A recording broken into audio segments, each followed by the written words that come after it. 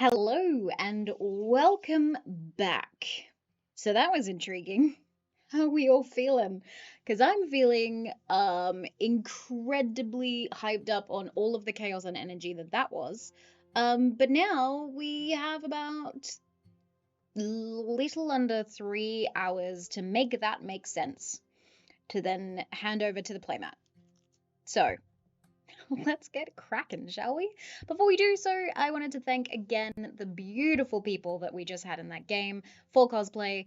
Daily Dale or Dale Kingsmill and Clementine, all of which you can go and find on their socials. I've just realized I haven't updated the chat, the stream name, so let me go and do that. Do do do do do do do do. Worldbuilding with AJ. That's who I am. Hello. If you don't know who I am the person that runs Winter's Tales, but also the DM and world builder here. So me and you all watching at home, we're gonna crack into some world building right now to basically flesh out the changes in this world. I have a little document that is going to be handed down from each dungeon master and world builder throughout this 48-hour stream. Which basically says what things changed, what things stayed the same, and any major key NPCs and or features. And we've got a few of them to put in there. So if you guys were hanging around for that game and or can help me, then please do, because this is what this is all about. AJ's back. Yes, I am. And I am also in chat so I can read what is going on. Haven't played a Warlock yet. My servitude is up for grabs, Dale says Kip. I love that. You should promote your new dice too, AJ. Yes, that I can for sure do.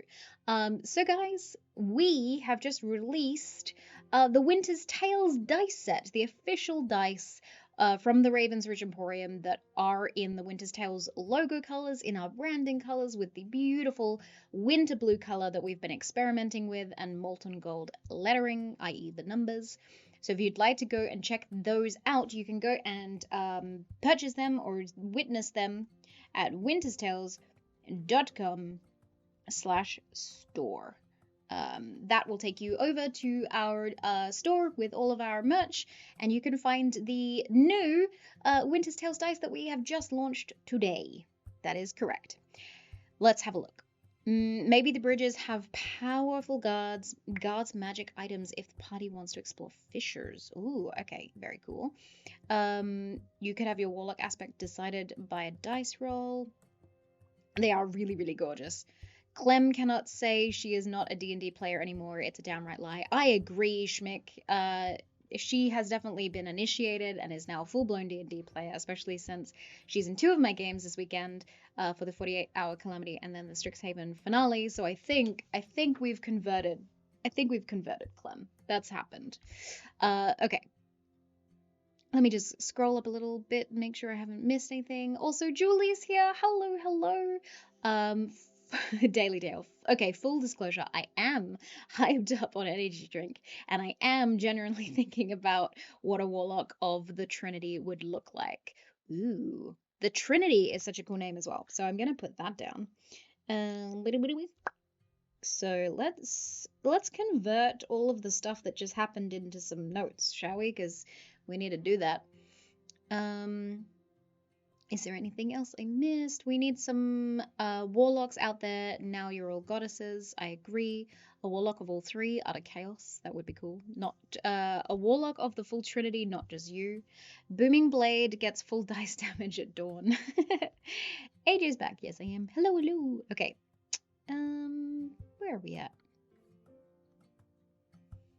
The dice is so pretty. Happy Christmas to me. Yes, go order one if you can, if you want to. I love them. Just quickly, AJ, how was it playing D&D with Puppet?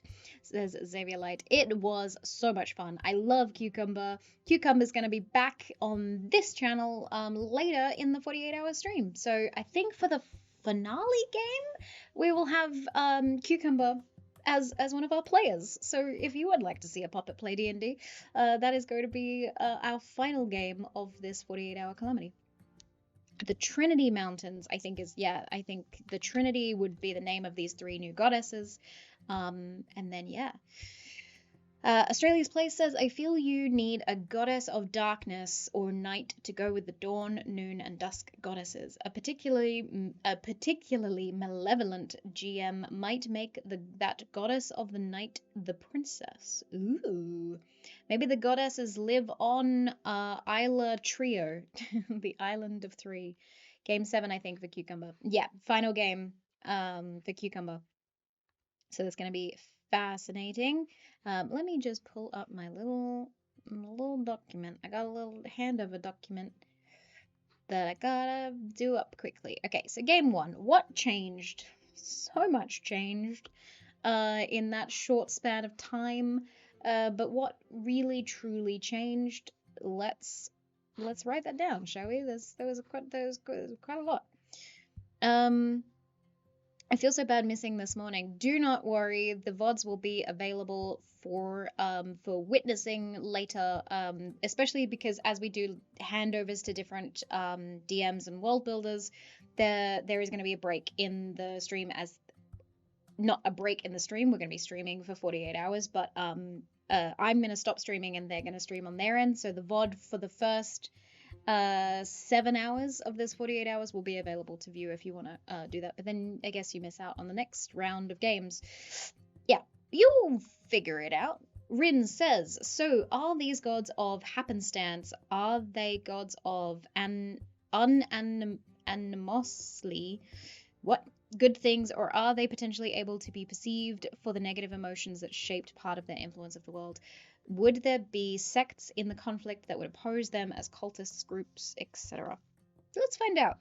That's a lot. That's a lot more further than we need to be at this current moment in time. I just need to write down the initial things, and then we can get to the extra, the bigger parts of that. So what has changed? We know that there are 3 new gods. Or goddesses, I guess is the best way to put that. Goddesses. We've got the goddess of dusk, peace, and loyalty is actually what they were given. But I will put in brackets dusk, noon, and dawn. We know that the entire continent changed and shifted. So how do I phrase that? Been a while says, maybe a later NPC is a page that used to work with the trio every day, but they just didn't ever remember him, so he just never came up. He's a little miffed at the end of the session when the goddesses ask who he is. That's very cute. I like that. Thank you for all these follows, by the way. I'm seeing them pop up now that we are on the solo overlay. I will go and find all those new people who have joined us. Activity feed. Here we go. Magic Gamer, Julie, Cracked Crow. Thank you for the raid from GM Workshop as well. We have Wolfman, Cluster22, and Rick3636. Thank you so much for those new followers. That's awesome. Okay. I feel the people of the world are not going to be happy with the Trinity, given that they became deities at the same time as the Calamity. They're probably going to be blamed by a lot of people. That's a very important point. I'm going to take that comment from Fellowship, because that might come into play later down the track. This is going to be a little difficult to do. Hold up. Okay, let me put that in there.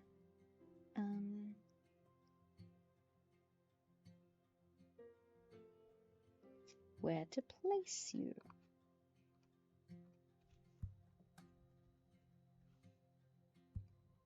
Okay, I'll put it in there for now, and then I'll go back to the master document that we're handing over. So the entire,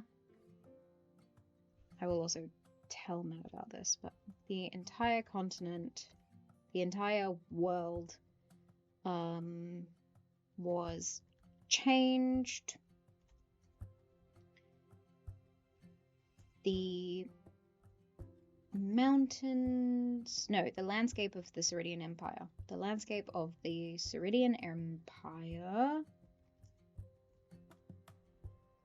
shifted into 2 levels. The undercity, the under landscape, and the floating rock. What else happened there? We know that the volcanoes erupted and killed the people of the... What did we name those people? Countries. We had Ashenfell.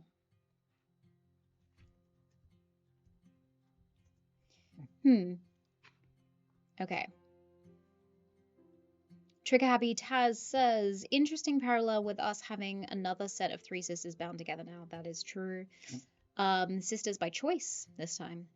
Meanwhile, I wonder how the new goddesses will draw from the 7 existing god worshippers, like a stormy moon cleric. Ooh, that's a cool idea. Schmick. But in respect to that, the Trinity know how it happened, lived it, and will hold the guilt of it throughout eternity. True. Melville, are you updating the map as we go during the 48 hours, or would that take too long? It would be nice to have it pop up once in a while to see the world change as we go. That would be really cool if I can manage that, but I also need to sleep at some points during the next 48 hours. If anyone can take them, I can basically maybe send the map on the Winterstale's Discord and see if anyone can, like, roughly update it as we want to. I could do that, but it's likely that it's going to continue changing as each game happens, potentially, and then I will update it at the end of what it eventually ends up looking like, if that makes any sense. JMT, maybe a brief overview of what happened. Yes. Trying. Meanwhile, maybe there are magical scientists studying how the new gods are changing magic, but it's basically a fringe science as it's so new. There's like 3 people studying it in the planet. Okay, cool. So a fringe group of scientists studying this new magic. That could definitely happen.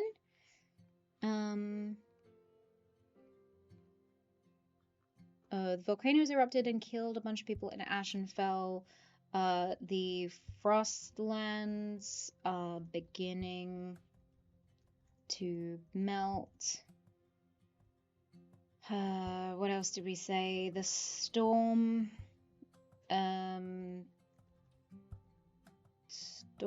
god, in brackets, the churning,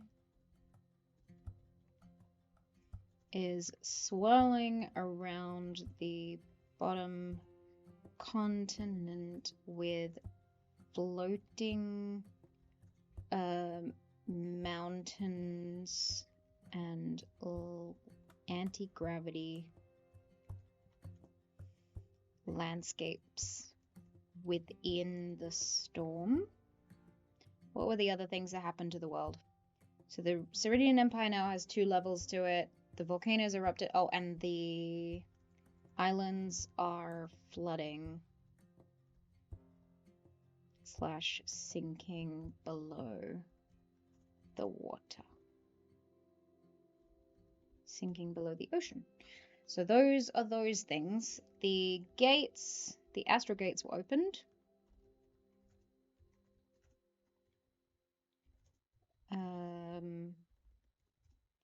Letting whoever or whatever through. In brackets, there are multiple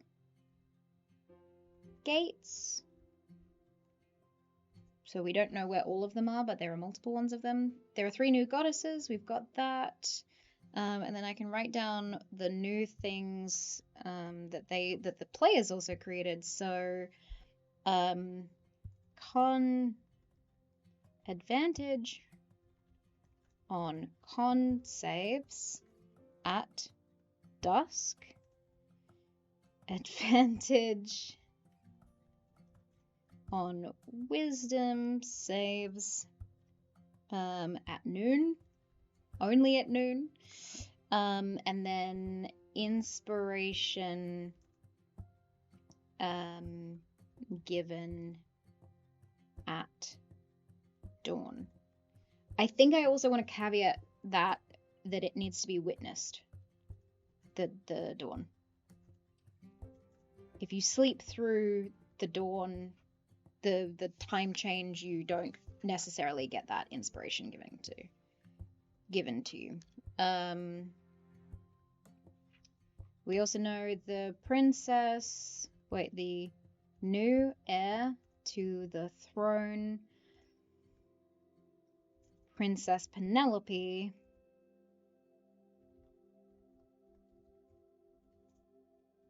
made it through the gate to safety. Don't know if that will come back to haunt us. Schmick says, how would survivor's guilt affect a god? Unsure. That would be incredibly dramatic, I would assume. Melville, the floating islands got sucked into a vortex by the churning and Page. That's true. Did we call it a vortex? We can call it a vortex. The storm god, the churning is swirling around the bottom continent. And then I'll say in a vortex, in brackets. Just in case. Schmick says, killed the Ashenfell or tainted them with the flame of the awoken god. Tinted them with the flame of the awoken god. So we have like a fire race coming into being. That's cool. Maybe we'll leave that to Matt to decide whether he wants to create something like that. I like that a lot. Rin says, heading to bed, gamers. Great start to this wild ride. Keen for more. Thank you so much. We will see you for game 4. Rin will be joining us as a player for game 4. I'm very, very excited. Xavier Light says, how indifferent versus active are the goddesses towards the people? I don't know.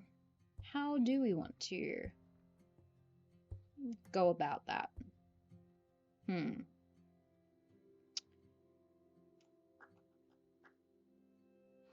me take that question and then we can revisit that. I think that is a good... I don't think they are indifferent. It just depends how much action they can have against the people. But at least we know that they're going to change the magic and the world for either for good or for not. Dusk gave them empowerment. Peace gave them resentment, and loyalty gave them doubt. So, who knows? Also, those things might change in time. Like, they might come to learn that they love their roles as deities. We shall see. Binuel says, maybe we have a cult throwing things and people into the gates to try and curry favor with whatever they think is on the other side, first on the new religion. Ooh, okay. Potentially a new religion. I like that.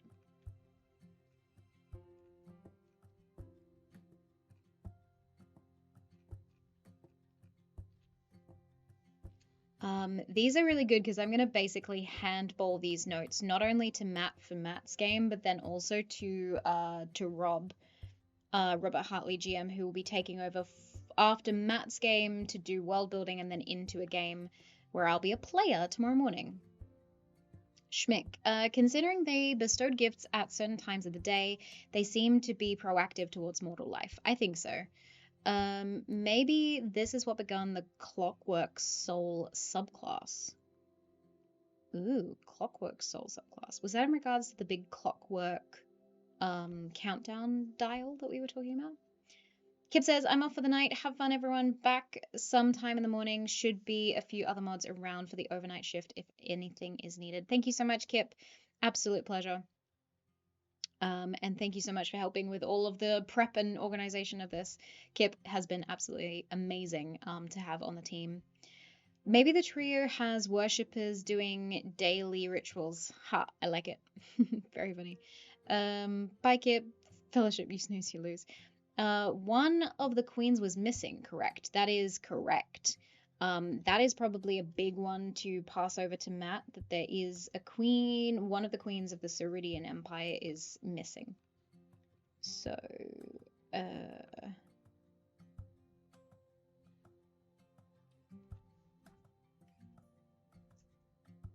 one of the queens is missing. Oh, I'll say one of the queens is dead. The other is missing, and Penelope unintentionally killed the first 8 heirs / her siblings in a wish with the hidden god. Okay. Maybe when Princess Penelope returns, the DM has to say, "Ding dong, the penny drops." Oh boy. Maybe the party finds a map of the new landscape, but it's obviously too old and made before the Calamity. That would probably be something really interesting for a future game. To see what the world was prior to this Calamity. That would be fascinating to witness, I think. Okay. Once I've got this document filled out, or semi-filled out, then I can go to our world building page. What stayed the same? The countries... well, not the continents, the countries / societies are still the same. Anything else? Oh, important NPCs and locations. So we have Princess Penelope is obviously an important NPC. We also have locations. We have the 3 new mountains. 3 new mountains on the horizon, which is the chosen place of the new goddesses, known as the Trinity. Okay. And all the 7 deities are back now, right? So the 6 were there at all times, and the 7th one doesn't seem to necessarily be back, but has influence, has like gained power somehow. We haven't physically seen them. Schmink says, did we get a confirmed death count of the royals? As far as we know, 8 of them died. Sorry, 7 of them died, not 8 of them. Because Penelope was the 8th in line, so her 7 older siblings have been slain. We don't know about the others. We also don't know where her other mother is, the other queen. What happened to my lovely evil race? Unsure. We'll see. Appears in chat. Hello, Cat Darkness. Maybe the Eclipse group has plans for the Calamity and has a big warehouse full of beds and food, but no idea what to do after. Okay, so there's some sort of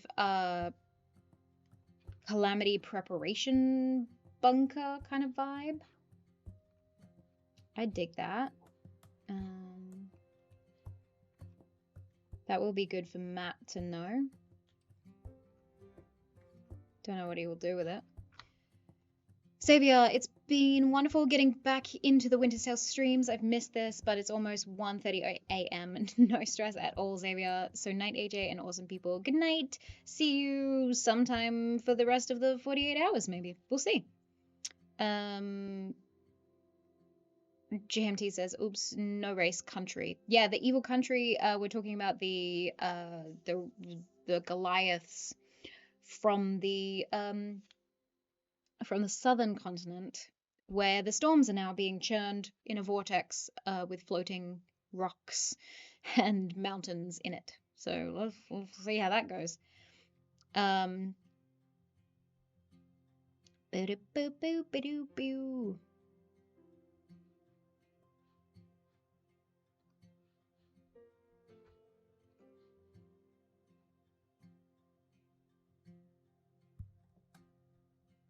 Okie dokie. I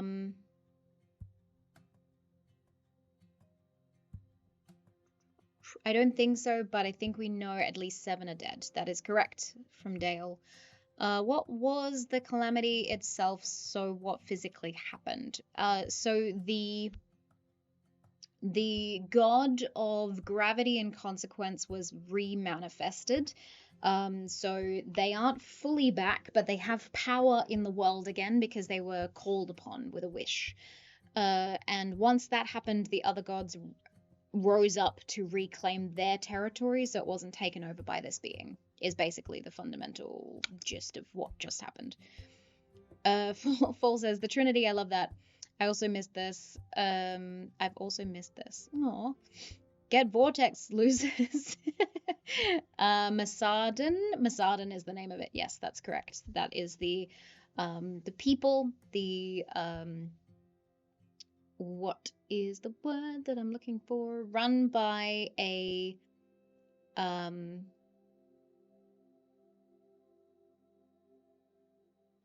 theocracy, I think it was. I need to go check on that. Harbad, I just bought my Winter's Tales dice. Aw, yo, that's so sick. Thank you so much for that. That is super exciting. The first person to purchase Winter's Tales dice. Woo! Congratulations. And hopefully they'll be sent to you soon. Obviously, the Ravensridge Emporium hand make all of those dice, so they will send it off to you once they have made them.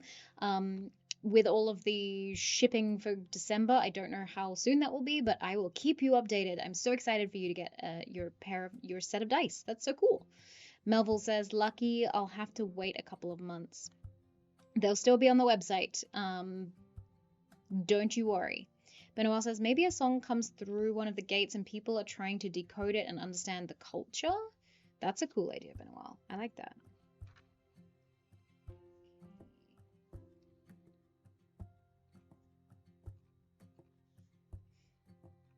Alrighty, I need some drink. But I also just need water because I'm getting dehydrated. Okay. Schmink says, is the eclipse now the enemy of the Trinity, believing they did this on purpose to grab the power for themselves? Ooh. The eclipse might actually, yeah, they might believe that about these three.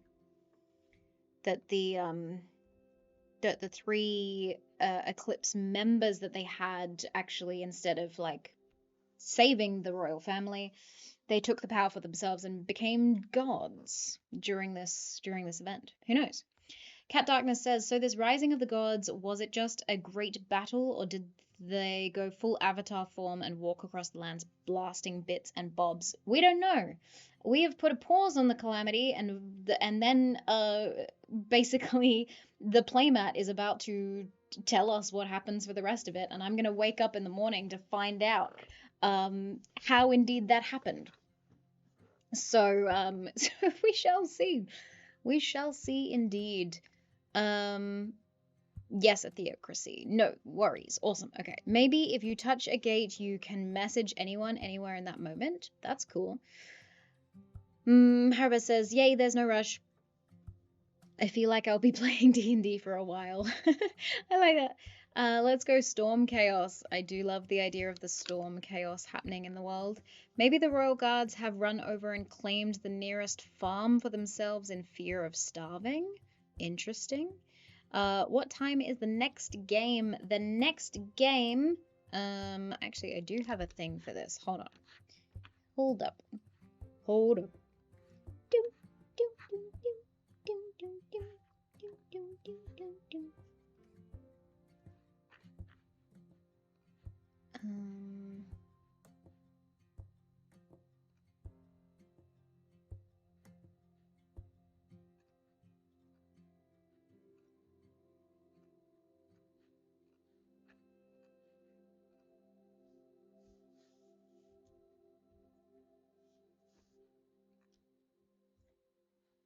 okay.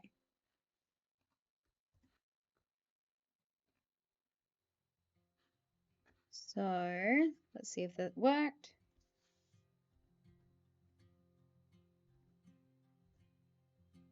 There we go.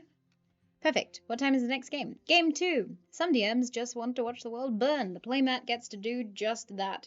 Join his table alongside Jillian, Foxglove, Cinderblock Sally, Sarah Moore, Bleak Season, and Docktales for Game 2 at 1 a.m. AWST, midday Eastern Standard Time. We don't have all the rest of them done up yet, so don't put those chat commands in yet. But we're gonna have them sorted soon.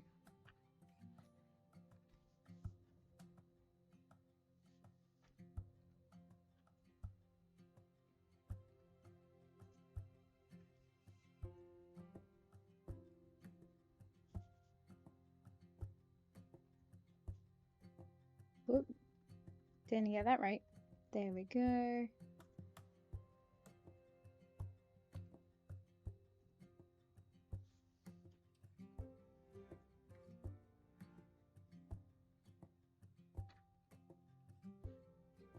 Okay, so once we get the formula of all of this. Stone Knife Guy. Hi, AJ, you look different. I look different? Why do I look different? Is it the fringe? I have a new fringe. Well, relatively new. I cut it myself a few months ago before I flew to Gen Con. Okay. What is it you're working out at the moment? Well, I'm sort of doing 5 to 6 different things at the same time, but I'm trying to write down the stuff from into the master document that I'm going to pass over to Matt. So I have added in all of the little things that we have talked about. Basically, this document that gets handed down from each of us so that we can quickly read a recap of the stuff and then go back to it, has the following prompts: what changed, what stayed the same, and important NPCs/locations. So the only thing we have that are in terms of important NPCs and locations is Princess Penelope being an important NPC. So technically that is the future heir of the Ceridian Empire, if that is ever something she can come back to. We'll find out. And then also the 3 new mountains on the horizon, which is the chosen place of the new goddesses known as the Trinity. So that's where they landed and manifested into 3 mountains. I also wanted to add in here that the entire world has changed. So also the city of 7 bridges,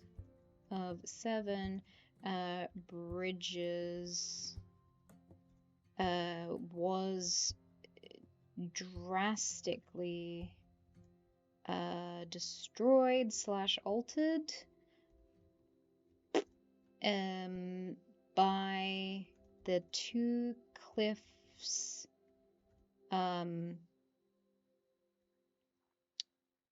crashing back into each other at a rapid pace and with great force,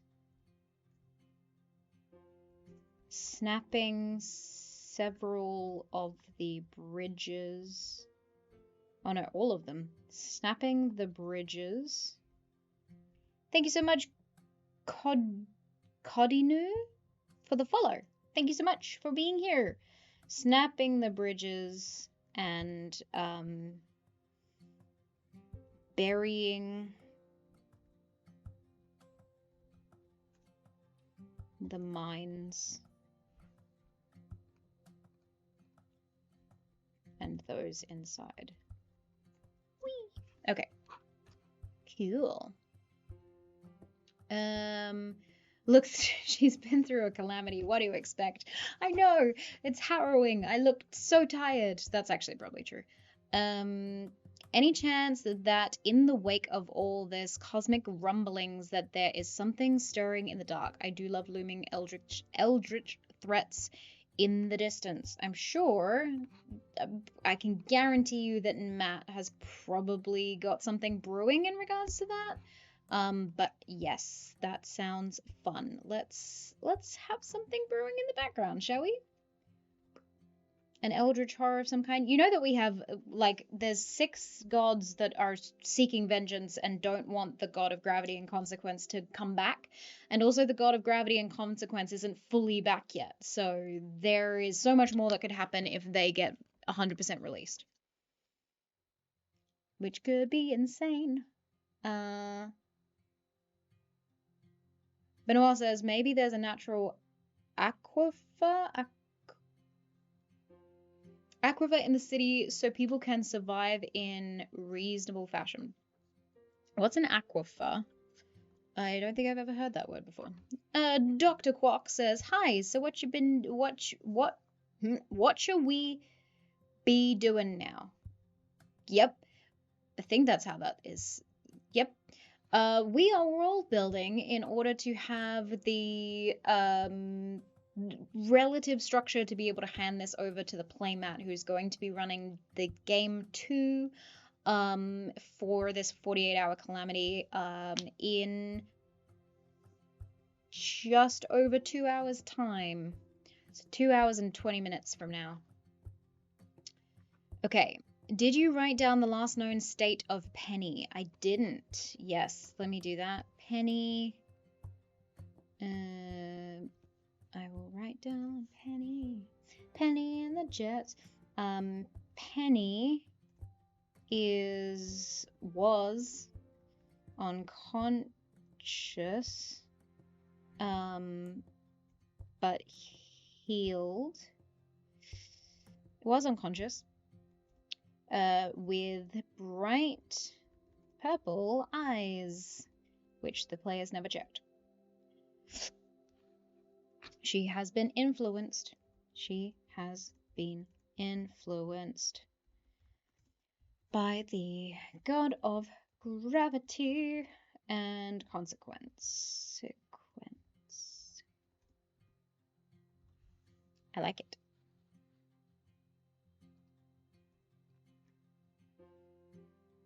Okay.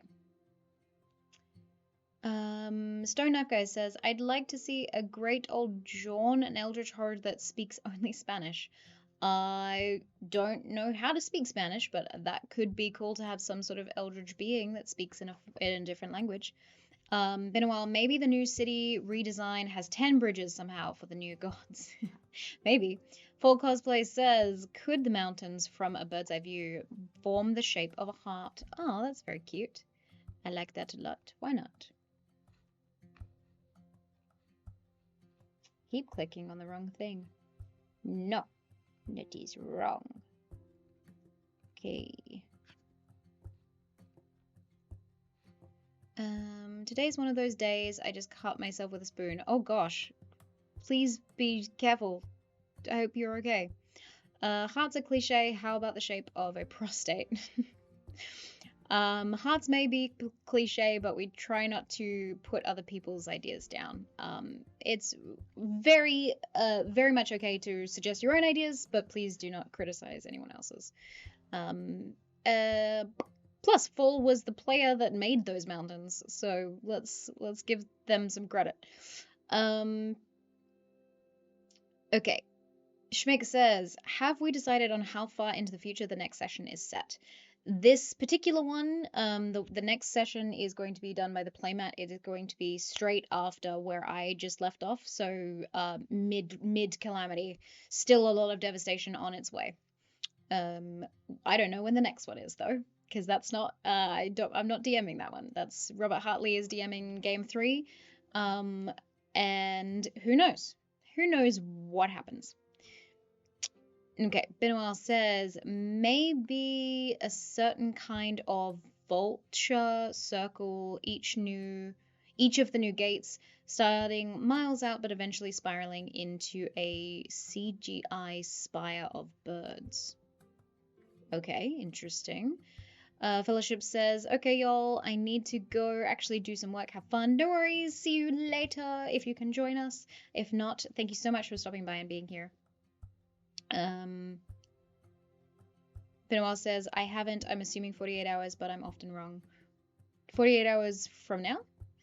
Heart-shaped tree, mountain range would look great on a map. It would look pretty cool. Aquifer is a water source like a well. Oh, cool. Okay. I like that. Also, I love the idea of the well of consequence.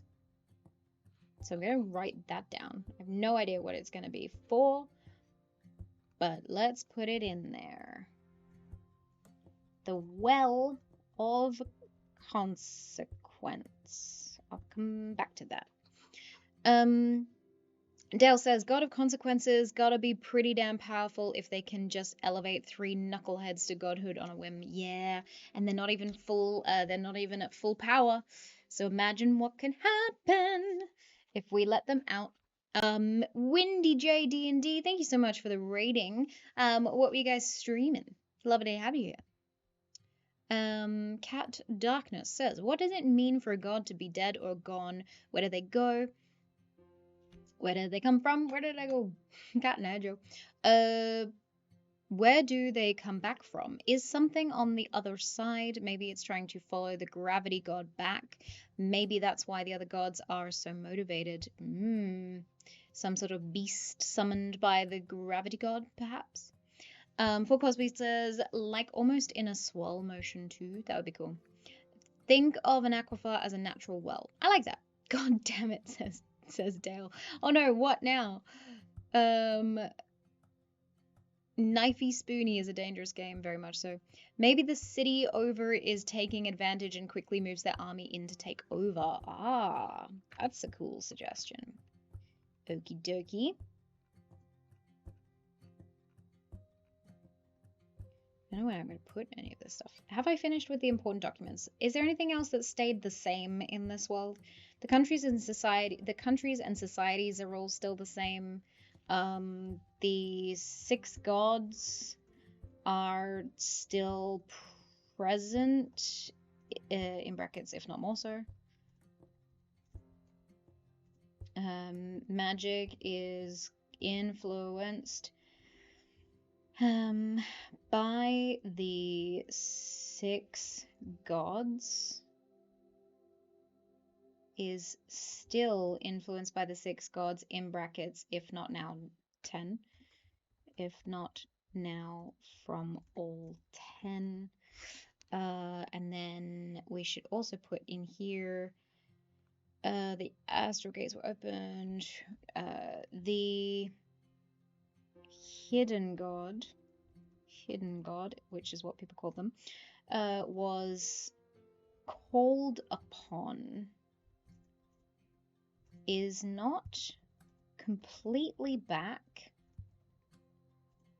/ in full form and power, but is able to manifest consequences and control gravity in the world. Okay, nice. You realize you are now blaspheming yourself.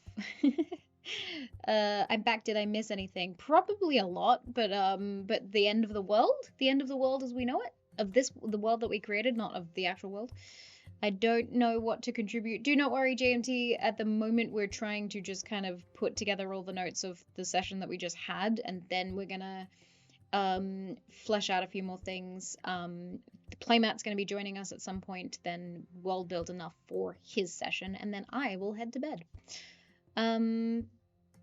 Wendy J D&D says, I played Baldur's Gate, but I'm bringing previous raiders from the Angel Mythos as well. Ooh, awesome. Thank you so much for being here. Welcome to our 48-hour Calamity. This is just world building part 1. We have 7 games of D&D. You've fortunately joined us post game 1, where a lot of drastic things happened and the Calamity kicked off. But over the next 6 games, we're going to rebuild the world together in the D&D games and the world building sessions in between. We also have a section where artists are going to be joining us, depicting some of the gods, some of the things that are happening in this world. So that's going to be really, really fucking cool. But we're celebrating 2 years on Twitch today, which is awesome. So amazing. I'm just overwhelmed with all the love and support. Benoel says, maybe the other gods are pushing a big pray for us advertising campaign to counter the new consequence god appearing. Ooh, okay. That could be interesting. We can play off them trying to, like, get back their power, so to speak. Benoel says, how widespread was the physical disruption for the what's the same question?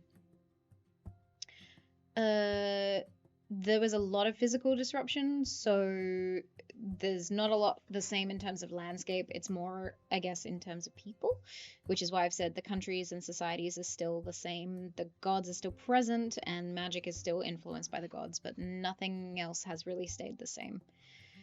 The sleeping god woke. Did the chasm remain? Oh, yes, the sleeping god woke.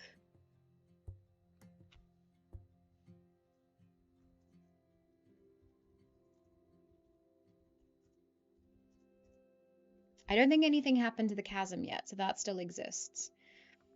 Though the whole continent shifted into 2 separate layers, so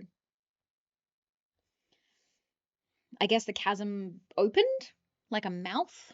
So this continent now kind of exists in 2 levels, as though it's a side-scroller game. Since the god of consequence that got yeeted, maybe something that should change didn't. That should have changed didn't. Ow. Since it's the god of consequences that got yeeted, maybe something that should have changed didn't, to a notable degree. Well, we also know that there are still 7 moons in the sky. Currently all full. I don't know if there's anything that should have changed. What would you say should have changed with the god of consequence and gravity returning? Or with at least some of their power? Westwolf says, Nightboat, my nemesis. It seems I have won the emote battle. Good for you. Windy JD&D. So for those coming from my stream, I enjoy Winter's Tales and her world building and lawmaking. Oh, thank you so much. You're so nice. Happy anniversary. Thank you. I'm so excited. This has been such a whirlwind. I can't believe that we've only been streaming for 2 years, and also I feel like we have been only streaming for a month. You know that feeling where it's like it's both everything and nothing at the same time? It works weirdly. Does a 7th moon now appear as a crescent? We have 7 moons in the sky already. But one of the moons could be more powerful now. That could definitely happen now that it's back. It's gaining color once again. We had a dark moon, like a gray moon, but now that moon could be amethyst color. That could be cool. I will write that down before I forget it. Hold on. The charcoal moon is now amethyst? Question mark? I don't know if that's correct. I need to go check the colors of the moon. Let's go do that, shall we? Now that I've semi-finished that document to send over to Matt. Maybe the gravity gods worshippers love rock, paper, scissors, rock because it's the purest form of choice and consequence. I like that. And also there's gravity involved with rocks. I don't know. What happened to the bird? What bird? Hope you're enjoying Baldur's Gate 3. Have been loving it. I still haven't played. It is something I will hopefully eventually get to. We'll see. Maybe one of the gates got tuned to an insect world and the party will need to fight their way in and retune it to stop the swarm. Ooh, interesting. That could be a whole other game in itself, to be honest. I definitely get that. Time is a weird soup. Time is a weird soup. Been a while. Maybe there are groups of commoners who blame the royals and clerics for the upheaval and have torches and pitchforks against the previous status quo. Ooh, yes, for sure. That is happening. Especially since there was turmoil basically created by the goddess of loyalty influencing the world with doubt. So doubt and sorrow was overcome over the world because the goddess of loyalty felt that way at the time that she was manifested. And so I think that a lot of the people are fighting against each other for their own self-gain and doubt each other's loyalty. So I think for sure the people of the Ceridian Empire are doubting their queens, are doubting the royal status. So maybe we can play off something with regards to that, whether Matt runs with that idea. We shall see. Schmick says, is only the one gate known or are there fractures everywhere? I think only one of them is known. We don't know where the other ones are, but we probably will certainly find out very quickly if Matt has anything coming through them. Wassel says, so they were originally 7 gods, one of which was missing, banished, lost, so was 6. Then the 7th came back and turned 3 of the PCs into lesser gods, so now there are 10 gods. Math is not my strong suit, but did I follow that properly? You did indeed, you nailed it. That is 100% correct. So there were 7 originally. One of them was somehow locked away or banished or lost in some form, so there were 6. And then the 7th one came back and turned the 3 of the PCs into lesser gods. Yeah. So there's 10 gods now in the world. 3 lesser, 7 major. Cat Darkness says, maybe while the god was gone, people had very sick feelings when thinking in terms of cause and effect. And now that the god is returning, people are thinking about it again. And it's creating a divide between those thinking a lot consequences and those who now see it as taboo because of that time spent with the sickening feeling. Ooh, okay. So there's some sort of reaction to consequences now, and there wasn't before, maybe. I think we know of many, but only one has been seen in game. What was that in regards to? The gods, I'm assuming? Maybe the villain at the end of session 2 will be made of all the body parts that didn't teleport properly in the first session. Oh god. Oh yeah, I should probably let Matt know that in the master document as well. I didn't write that down. The city of 7 bridges was drastically destroyed, altered by the 2 cliffs crashing back into each other at a rapid pace and with great force, snapping the bridges and burying the mines and those inside. The solar flares were overpowered by several people trying to teleport to safety at once, causing many split arrivals where people instantly died / were cut in half.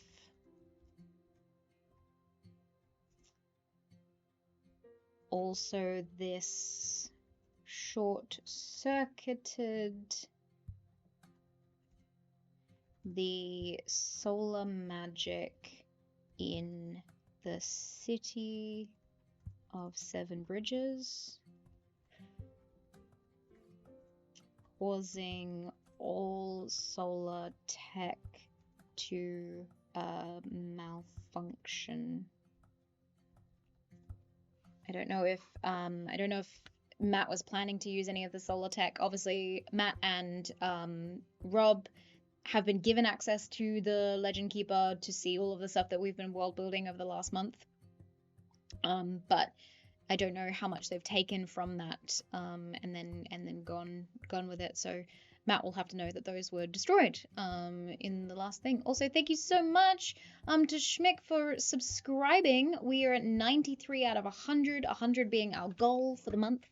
And that is so freaking exciting. Thank you so much for that.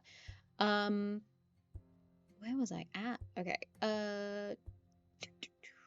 Was the change in the frozen tree worth noting for the future? Yes. Well, I have written down that the frostlands are beginning to melt. The frozen tree hasn't changed, but the area around it is beginning to melt, so that could affect the god.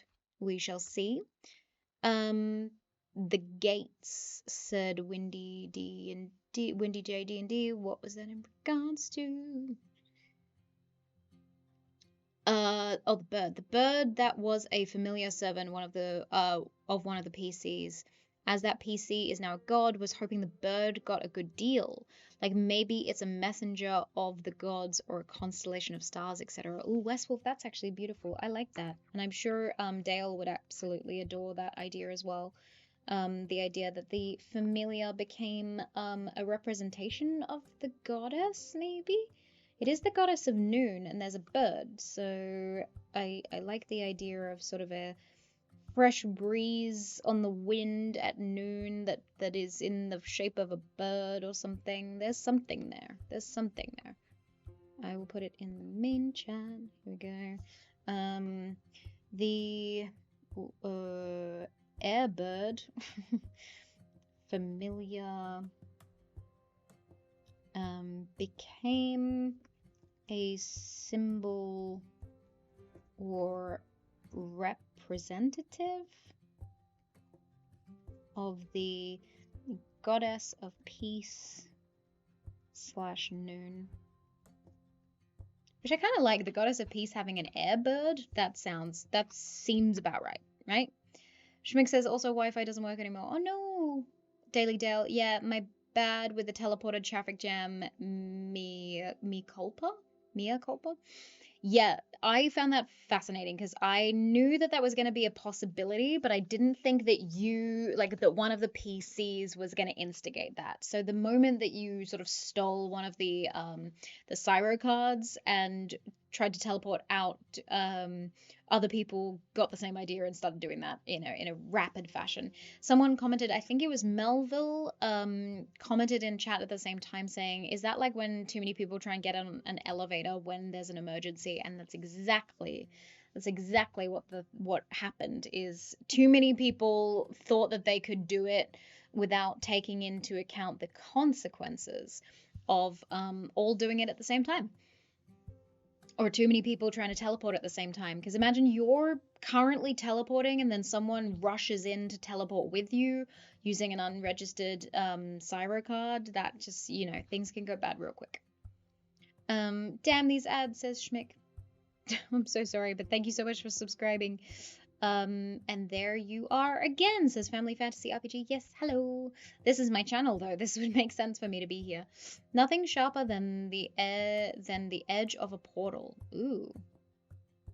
Benoit says maybe the surviving queen calls all the soldiers to her for protection, leaving all the city to burn. This is an unpopular choice. Ooh, that could be an interesting twist.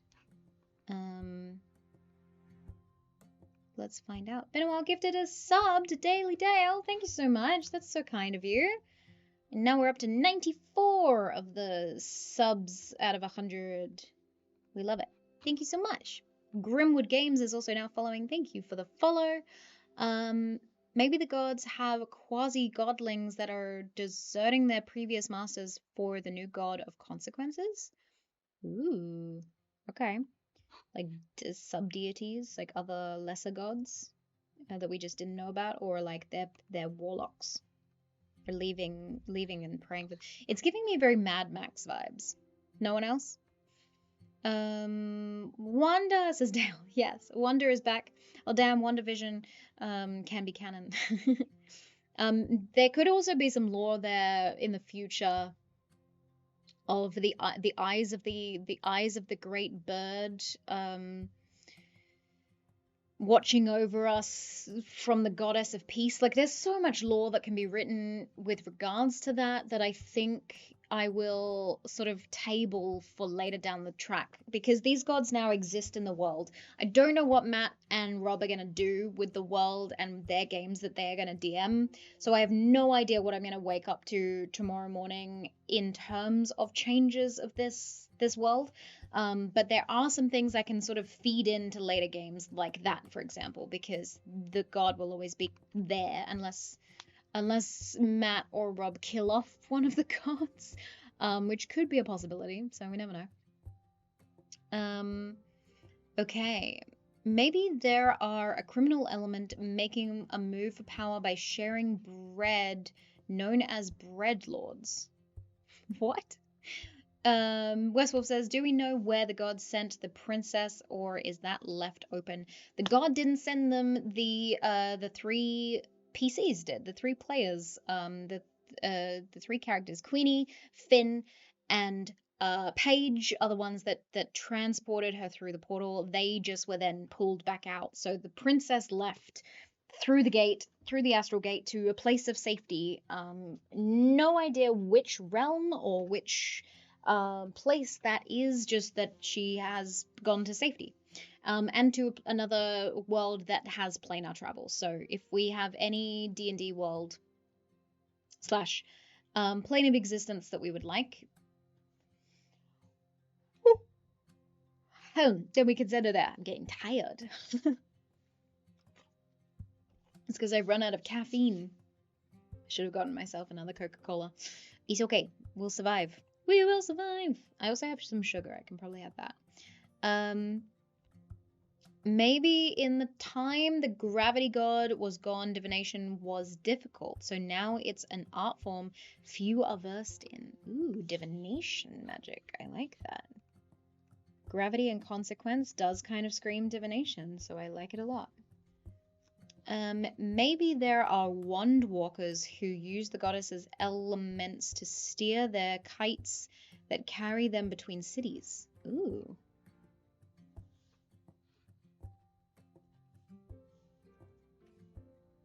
I like that. Okay. Now that I've finished the other document, let us go to our solo world building. Here we go. And then I shall close this side tab. There we go. So does that look correct? Yes, there we go. Okay, perfect. JMT says, I'm back but need to lurk. No stress at all. Thank you so much for being here. I appreciate all the lurking. Daily Dale says, there's something kind of nice about the idea of a goddess of peace who's like furious. Yeah, I totally get that. Like a fierce defense of peace. Good man goes to war vibes. Very lawful good. To go along with the loyalty, doubt, and hope / darkness. I know. Those are also juxtaposed, and I really like it. The goddesses having sort of two sides to them. The new goddesses being, so the goddess of peace being furious, and then the goddess of loyalty being doubtful, and then the goddess of hope having darkness. Or actually the other way around, the goddess of darkness, like of dusk, having hope. That's very cool. The playmat is here. Hello, hello. I see the Doctor Who reference. We be manifesting lore. Yeah, we do. Hells yeah to the... Yes, we are. Oh, you can see the dice before the page? That's strange. Okay. I don't understand why you can see the dice through another page, but hey, we find some interesting things when we're streaming. So the playmat, do you want to dive in? Do you want to come join for this last world building sectionaroonie? What am I saying? I need sugar. Um the playmat says, hearing a lot about a god of gravity. Indeed, indeed. There is so much to catch you up on.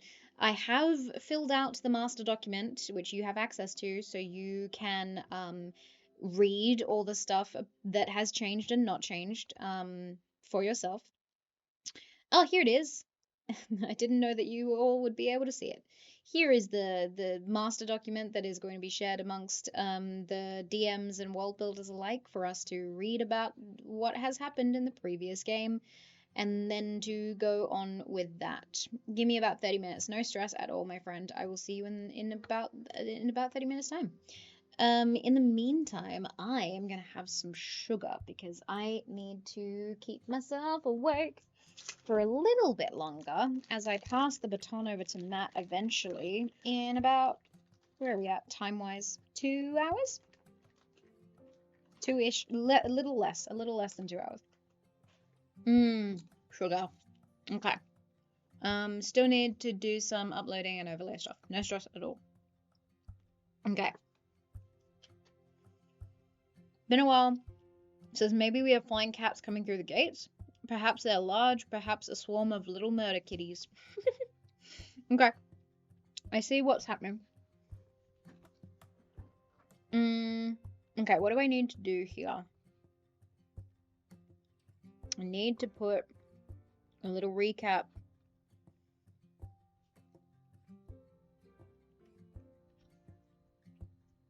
I'm going to put new ideas as a little subsection here. You are going to be a bigger heading. And then before that, I'm going to take what I wrote in the master document. I'm going to copy that over to here. So as you can see, this is what we kind of started with, right? This was the little prompt that I gave to our 3 players of game 1. In the city of Seven Bridges, you have each been waiting as members of the Eclipse, a generational organization tasked with preparing for the inevitable calamity. You have been trained for something like this to occur. The knowledge of the 7th god may be lost or ignored by the Ceridian Empire, but your bloodlines were tasked with protecting the royals when the god reforms. And if there is no hope, you must open the astral gates to call for help. Only your bloodlines can open the gates, but that will make planar travel accessible to anyone or anything. So that is what I sent to the 3 players at the beginning before we started streaming. Oop, bugger. Didn't mean to do that. There we go. And then this is what we have in sort of our knowledge. So we'll go over this with Matt a little later.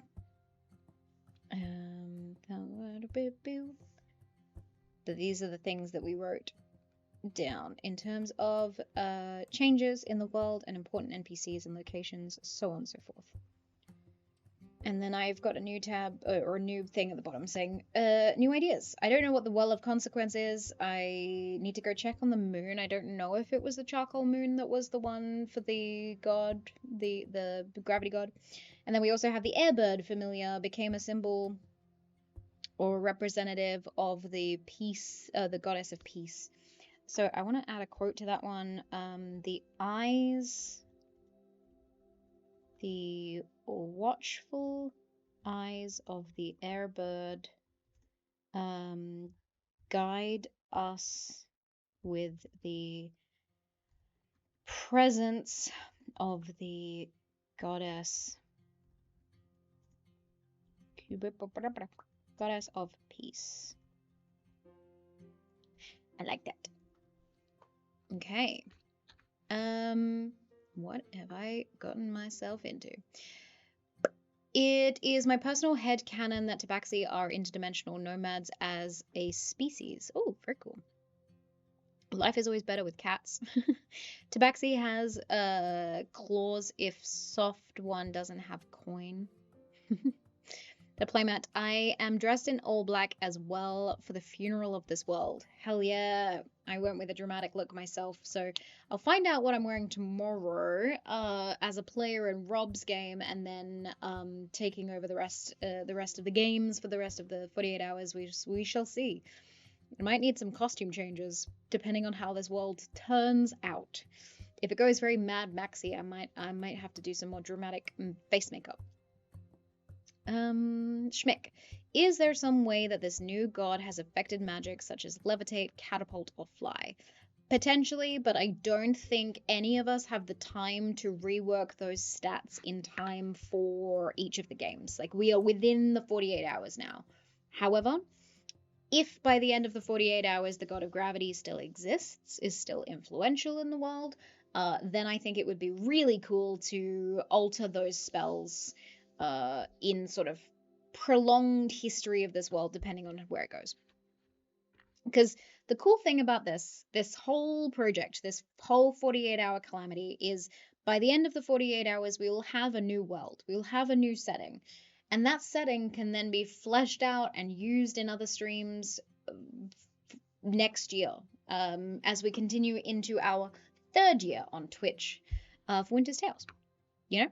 Maybe we destroy the world again at the 3rd anniversary. Who knows? Maybe it's a yearly tradition. I gather a bunch of creators and we destroy a world. Been a while says maybe there's a group who's at civil war with the populace who sees the gates as an escape to a new tomorrow. That's very cool. I like that. That's a good plot. Good plot line there. If we ever need to come back to it, I'm going to quote that one just so I can see it later. Melville says, yes, it was AJ Charcoal for Mystery God. Okay, I think I have it here somewhere. It's in the it's in the lore one. Yes, here are the ones. Yes, it was a black moon. Yes, so I think the black moon has now turned to amethyst, like a dark purple, an indigo.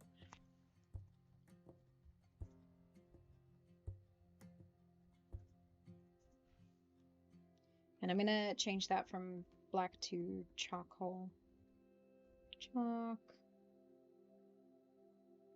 Charcoal. How do I spell charcoal? Just panicked. There we go. Yeah, you got it. Okay. Westwolf says, so no one has any idea where the gates lead? Not at all. They could go to the 9 hells. They could go to any of the planes in D&D that exist in D&D. Who knows where Matt's gonna take things? You know, we could have a bunch of influence coming into the world from Matt's game that I don't know about. And then Matt and Rob have to work out what that looks like. I'm going to come back to a changed Legend Keeper document. Who knows? Who knows where it's going? We know one isn't. We know one isn't? I think they will primarily be GM's choice. Very much so. Cat Darkness. The gates feel like anchor points to me, like stargates that can be called on from many different places. I agree. I think that would be relatively true. I think also the gates might have access to only a few different locations each, rather than all of them be able to access everything. I think there's a way that, like, oh, one of the gates that exist on this world accesses the 9 hells and heaven or something. And then another gate accesses all the I was going to say Middle Earth, and that's not the word I'm looking for.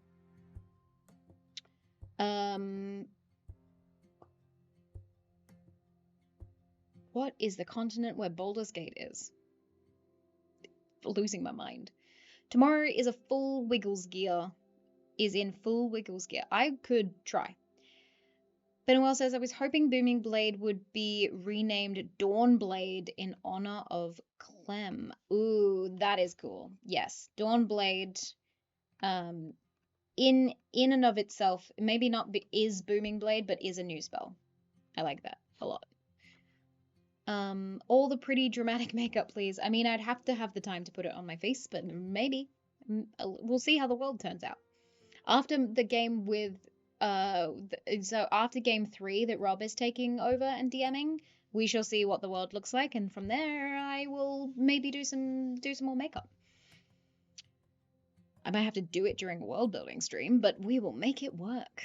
Sounds good. Warlock with gravity subclass sounds great. That does sound really fun. The playmat says, yeah, sorry y'all, this world won't survive the next 5 hours. Dun dun dun. Incepting Eldritch Horror Thoughts, says Cat Darkness. Thank you for the spelling. Been a while for charcoal. Missing the W on now indigo. Oh, am I? So I wrote no indigo. Is that what I wrote? Yes, indeed. I'm tired. Binwell says, maybe if you are a cleric of a certain god, you reroll ones on the damage dice for the damage type. That could be a total possibility. I'm not going to go into mechanics, I don't think, because there's so much other things that we do need to establish and or like rush through before we handball this to Matt. 2 gates close to each other could be opposing natures and is now an endless war zone between the two. Could be. Again, depends on what Matt does. But we could have like the Fey realm and Shadowfell, because they're closely linked, right? JMD says, just as long as my evil country survives. Hey, you never know. The theocracy of the Goliath rock people may stand. We do need somewhat of a world to rebuild, like some survivors. Matt can't like clear the slate for us, because then we have to go back to like amoebas that grow out of the ground and become a playable race. But Matt is going to burn the world. Like, we weren't joking when the quote for game 2 is some DMs just like to watch the world burn. Matt is going, like, has promised or has stated in group chats behind the scenes that he would like to just destroy the world. So we're gonna let him. We're gonna let him destroy the world as best that he can with his players. I think they've all been forewarned there may be a TPK. Who knows? You do have to prep your players in case you plan to do that. So we shall see. Let's see what we do have written down for Masardan for this nation. Because for Ceridian, we definitely need to replace how much population there is. A lot of people just died. Maybe an illness has mysteriously cured by the calamity, giving them a reason to like the new god of gravity and consequence. The god of gravity and consequence does have good things to them. They're not evil. All the gods are neutral. This god has just been away for a really long time and might be seeking vengeance. Who knows? I also don't know if the god of gravity and consequence is going to be used in Matt's game, and or there's something else coming. So I don't know. You guys are going to find out before I do. That's the real kicker of this. I don't find out till morning when I reread the document. So, great foundation for TPK here. Very true. Involuntary resurrections? Ooh. Okay. Something to keep in mind for later, maybe.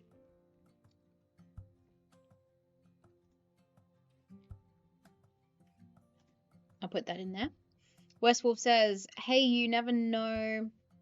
In game 3, Rob may create a peaceful world full of happiness, joy, and kittens. It could happen. It could. Matt says, I have. We will see what happens. They difficulty level. The difficulty level will be high on their end, but they still have agency. For sure, for sure. We'll see how it goes. I can't wait to hear all about it and then rewatch it later, because I don't know what's going to happen. And Matt's a great DM, so who freaking knows? Who freaking knows how it's going to turn out? What was I doing? Okay. Main page. These are the things that changed. So I was going to check out the Ceridian Empire. Classification, Empire, Origin, we don't know. Founder date, we don't know. 4 million people, I'm gonna say that has definitely gone down. We're about half population of this area. A lot of the people in the city died. And then I'm sure Matt's gonna kill a lot more. People and races, there's basically everything, but in the Ceridian, in the city of Seven Bridges, which is the capital, there were a lot of elves. Let's unbold that. There were a lot of elves, dwarves, and gnomes. But there's basically all the others if need be. Oh, we have also talked about the fact that there were tabaxi, because obviously one of the players was a tabaxi, and genasi were also around. So that's kind of the what we have so far of them. We know that the Ceridian Empire was a monarchy, is a monarchy. The two queens, which we never named, were blessed with a psychic link upon their marriage. That's lovely, but one of them just died. Oh no! One of the queens was slain. The other is missing. We know nothing else. I know nothing else. And then we haven't really created much else here because, again, everyone was gonna die. So that's basically what we know of the Ceridian Empire. Masadan, we know that they're a nation, 3.1 million. They've got these storms churning now, so I'll say there's now 1 million left there. 1 million people is still a lot, and there's still more to go. People and races, Goliaths, Gnomes, Dwarves, Tabaxi, Turtles, Alwins. There was a plant race, but they have slowly been dwindling in numbers. We have no idea what that group of people is. They might pop up later. Who knows? Benoit says, if the Bloodline's magic hit the last surviving Tabaxi or Genasi, that's either great or terrible planning. That's true. I don't think they are the last of their kind, but it could. Also, that comes into question of all the crinkling of the plastic. That comes into question of whether Genasi and Tabaxi can breed with other races, but maybe we end up with someone who's a quarter Tabaxi. Who knows? Is that a possibility? In this world that we're making the rules for, why not? Cat Darkness says, with the plain Matt's hype, I'm feeling total world population might dip into triple digits by the end. It might really, really drop, which I'm prepared for. Or I think Rob is prepared for. And then I don't know what I'm facing after Rob's game, because I don't know what's happening in there. I do know that I have a decent chunk of time between Rob's game and game 4 in order to work that out. So that will be very interesting to see play out. Okay. Is the second queen now broken that the link is gone?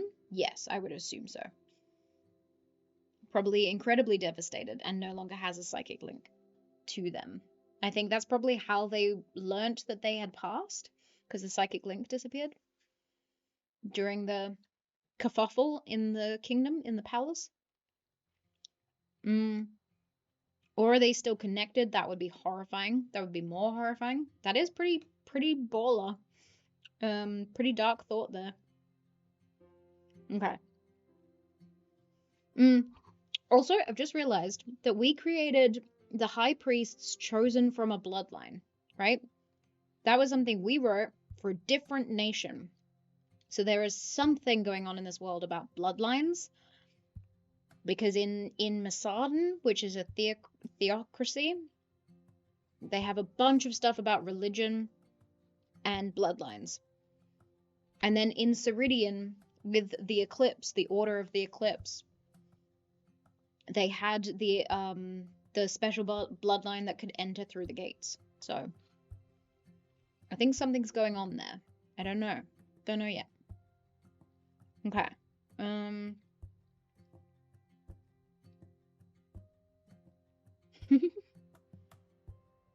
Maybe the working class appears in the city and it turns out they're equivalent to high-level fighters.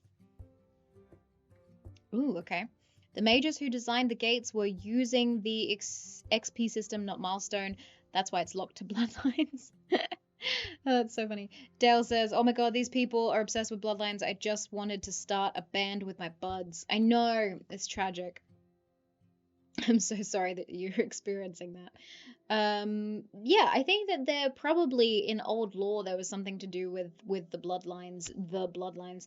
I think in Masadan they genuinely just choose the people that they want to be in power because they're not a very good people. In the Ceridian Empire, I think that the Order of the Eclipse was very secretive, so I don't know what that was in regards to, but obviously it was passed down from generation to generation, so the three from the previous story were in fact chosen because of their bloodline. It came from their history, from their ancestors. Cat Darkness says, wait, what if the hidden god is hidden in the blood? Interesting theory, do go on. Hidden in the blood of what? Oh, they're in the blood of the people. That's why they could be turned into gods. Because they have the god within their blood.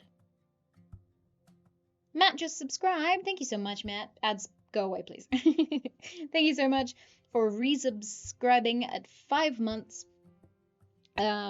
You have been a subscriber for 5 months in total. That's insane. Also, thank you so much. I didn't know you subscribed 4 times prior to that.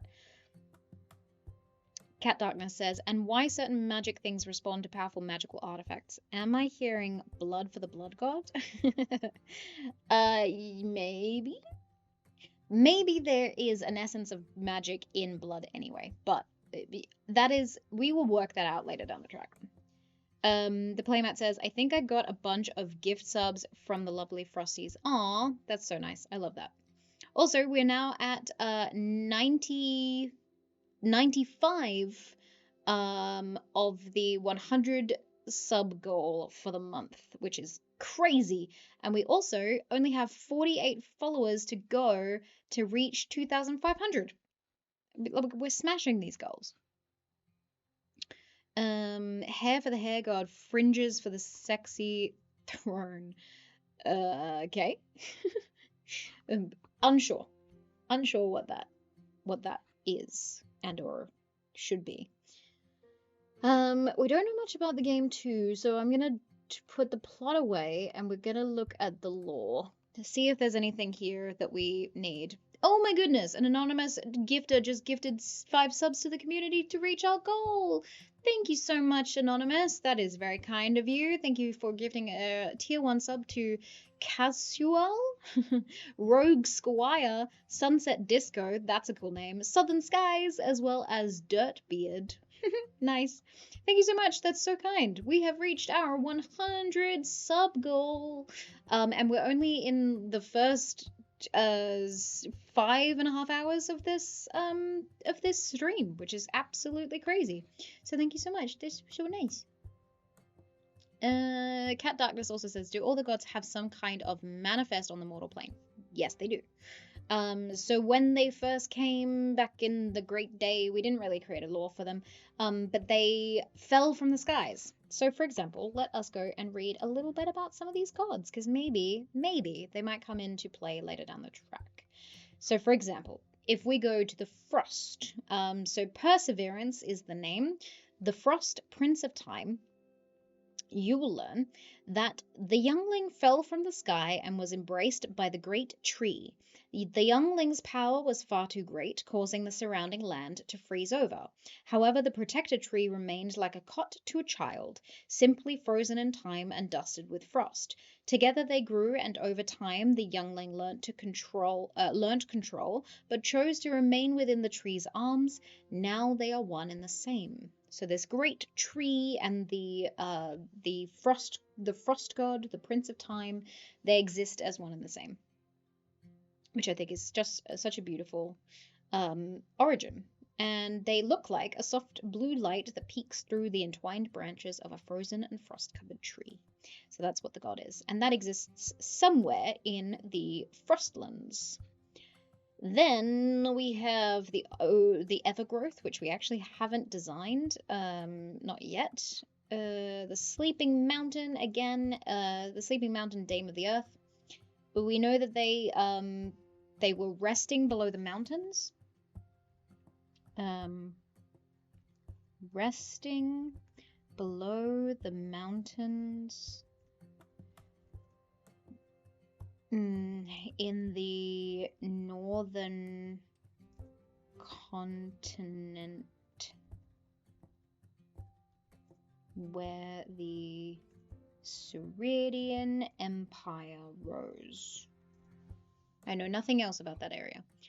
Cat Darkness says, the hidden god living in the blood of all things is perfect to go unnoticed and be involved in all the things.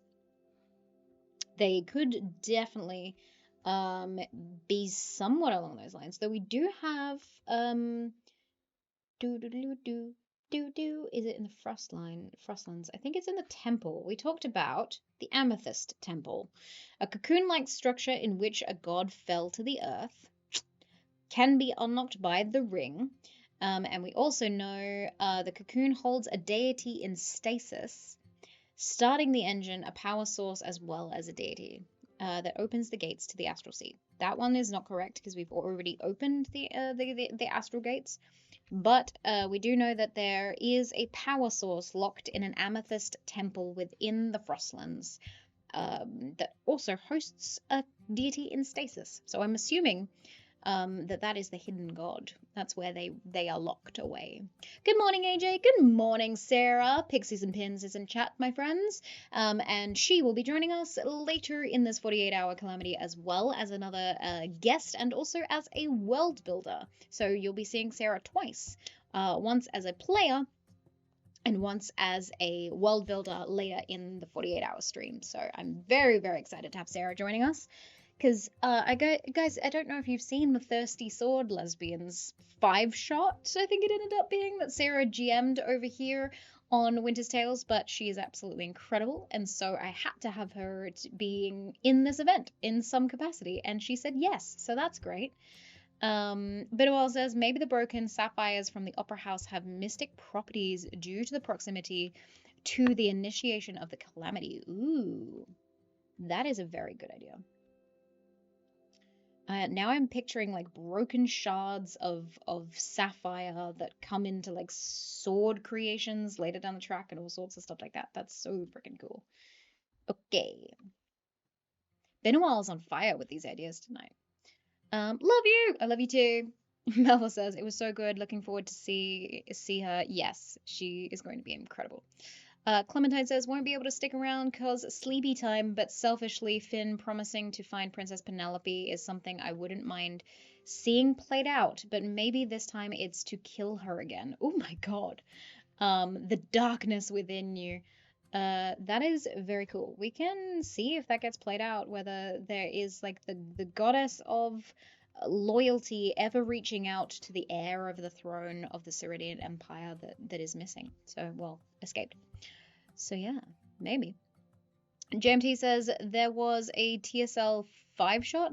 Well, there was a season 1 and it ended up being 5 or 6 streams in total. I think it only ended up being 4 episodes and 2 prologues or 2 session zeros because we ended up having 2 of those. But season 2 is on the horizon next year thanks to the fundraiser goal that we smashed at the end of last month.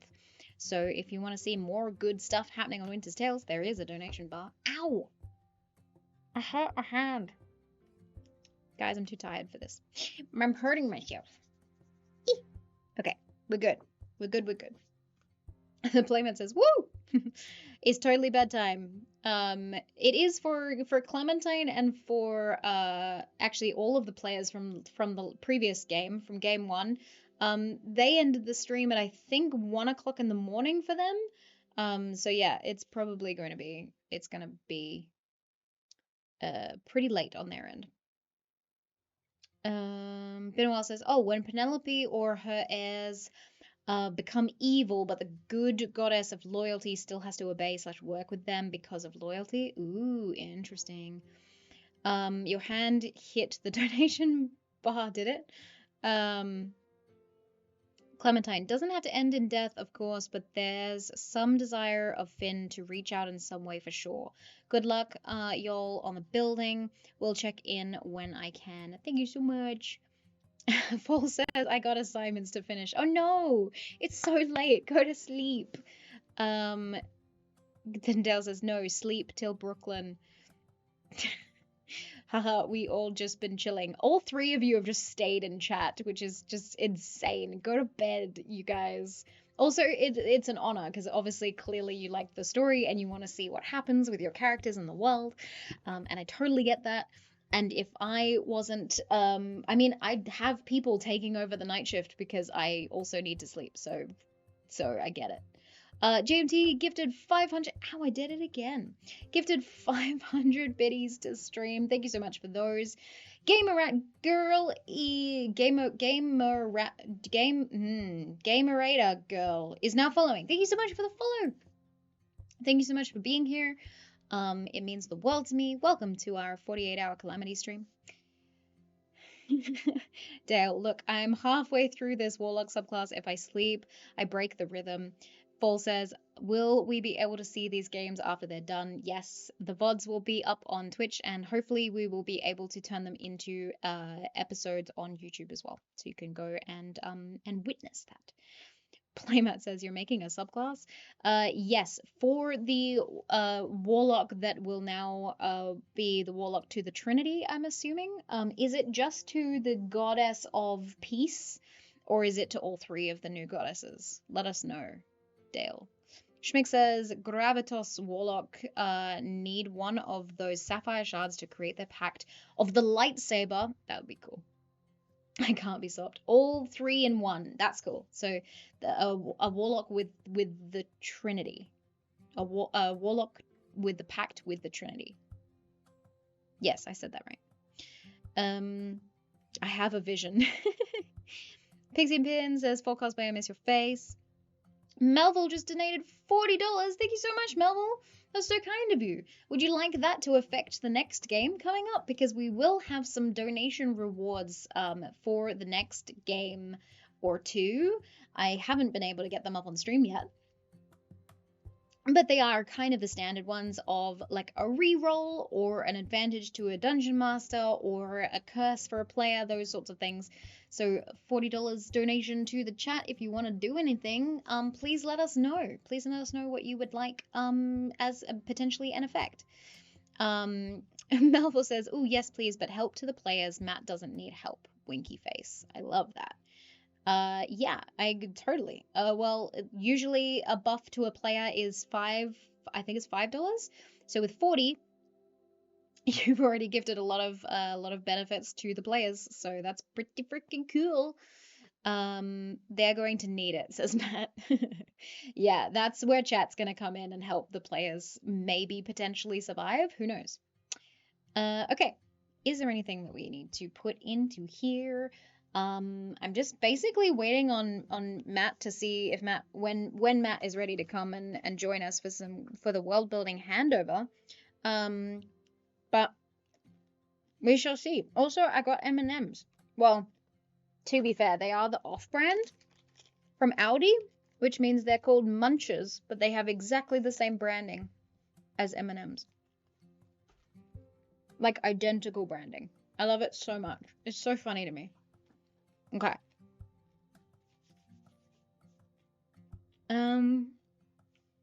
The world. That's what we were doing. Ceridian Empire, Masardan. We know nothing about the Great North.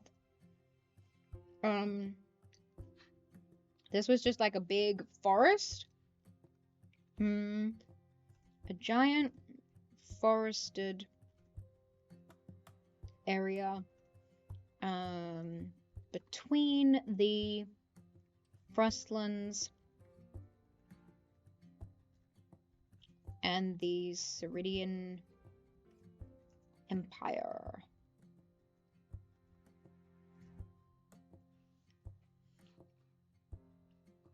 Matt says almost. Cat Darkness says lots of planets have a north. That's true. GM Workshop, how'd the first game go? Are we allowed to peek at all? Yeah, you can peek. You can join in the world building stream if you so wish. I don't think it's going to help you much. Your game's not till far later in the 48 hours in which the entire world could be in very, very different. So do not stress about joining in on streams for world building. It truly will not do much for you. But the first game went really, really freaking well. I did not expect that the 3 PCs were going to be turned into gods by the end of it. So that was pretty cool. The 3 PCs of the first game have ended up becoming lesser deities within this world. There is a goddess of dusk, there is a goddess of peace, and there is a goddess of loyalty. So, and they also have very contradicting motivations at the moment. The goddess of dusk has hope, is like manifesting hope in the world. The goddess of peace is manifesting spite and resentment. So there's a lot of ferocity coming from the goddess of peace right now. And then the goddess of loyalty is channeling doubt to the world. Can I be the god of dust? Maybe you'll see. Well, if you want to turn into a god at the end of your game, you are in game 6 of 7, I think. And manifest sneezing. I love that. I love that a lot, actually. Hey, you never know. We'll see what happens in your game and whether you get turned into a lesser deity. It was well deserved by the players. Thank you, Schmeck. That's very kind. They did such an awesome job. They really filled the world with some lore, and they also gave such emotional responses to a lot of the stuff that was happening. There was this beautiful story of the 3 friends who just wanted to be together, even though they had a lot of different pulls and pushes towards the goals and motivations of an organization they were born into and trained with, rather than their own desires. So I think it was really cool to see that sort of manifest in the story. And then to also watch as the Calamity started to kick off, because one of them helped cast a wish spell, or not necessarily a wish spell, but helped cast a wish with the princess, who is 8th in line to the throne, who then was able to call upon the hidden god, the god that had been locked away for hundreds of years, if not thousands, and then was basically manifesting what certain people wanted in their life. And this princess asked to be next in line, or wanted to be next in line to the throne, and so 7 of her siblings got slain by a god. And then she disappeared through a portal. So, you know, interesting stuff. So many things happening. So many things happening in the world. Okay. The Salt of the Strays is probably one of the most fascinating places that we have. I didn't organize it into our categories, so we could do that, but that's going to be a lot of sorting for not a lot of time. What is it, the main stuff that we need to know here, right? So in the past, a group of mostly humanoid peoples decided to mutate their genes to be able to breathe underwater after the flooding of the mainland.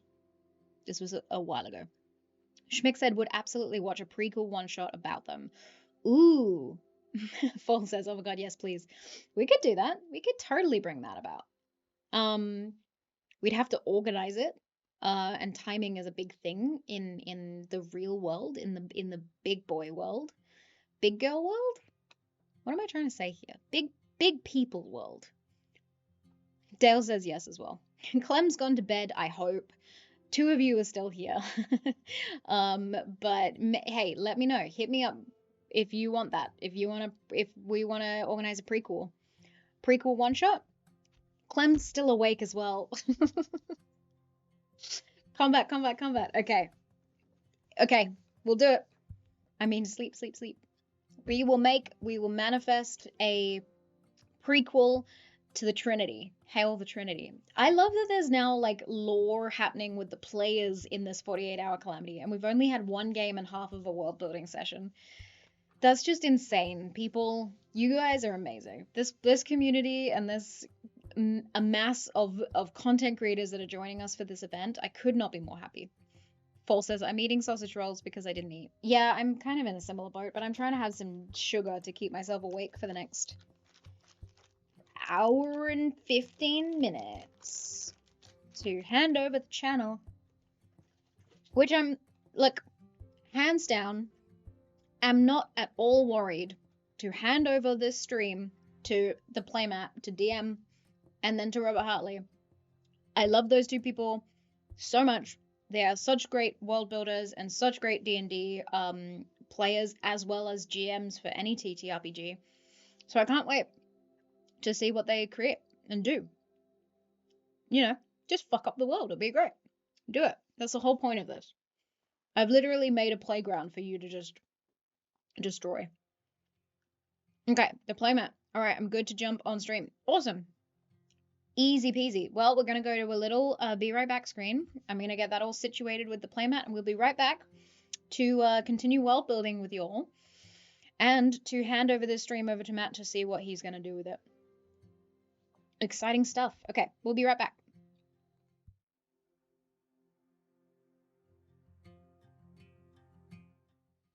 Hello, we're back. My. It's so good to have you here, Matt, and thank you so much for taking over for game 2 in 50 minutes time. Yeah. Are you excited? Are you nervous? Is there anything you want to know about what just went down in game 1? Oh my god, so much. So much. I'm just like diving into all this now. But it's all good because I'm not here to build, I'm here to destroy. Yeah, you are.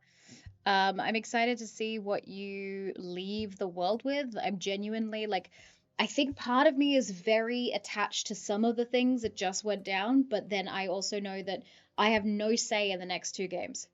I have absolutely no say, and then by the end of Rob's game, I need to see what the world becomes, and then pick it up again. So I'm truly intrigued to see what you do. And I don't even know, I can't watch what you're going to do because I need to sleep. So Yep. intriguing. It's gonna be fun. Very much so. Indeed. We're also gonna see, because I want the setup. I have a thing.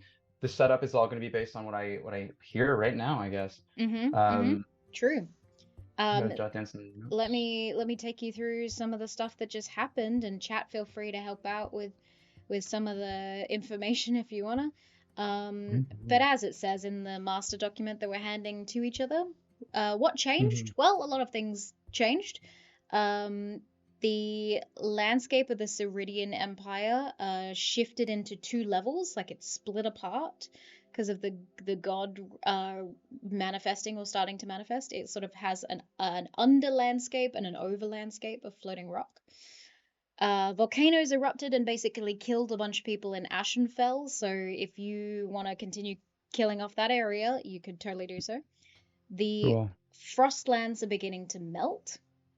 The Storm God is swirling around in the bottom continent with floating mountains in it, like kind of anti-gravity landscapes within the storm. The islands in the center of the world have flooded and are sinking below the ocean. There's still some of them, so do with that what you will. And the Sleeping Mountain, so the mountain god, started to wake up as well, so from beneath the ground. In terms of the capital city of Ceridian, I don't know if you're going to be located there or elsewhere. I think so. I think I'm going to center it in the capital city. Yeah. Perfect. So that has been drastically destroyed and altered by the 2 cliffs that used to be separated by 7 bridges, crashed back into each other at a very rapid pace and with great force, snapping all the bridges and burying the mines that were on either side.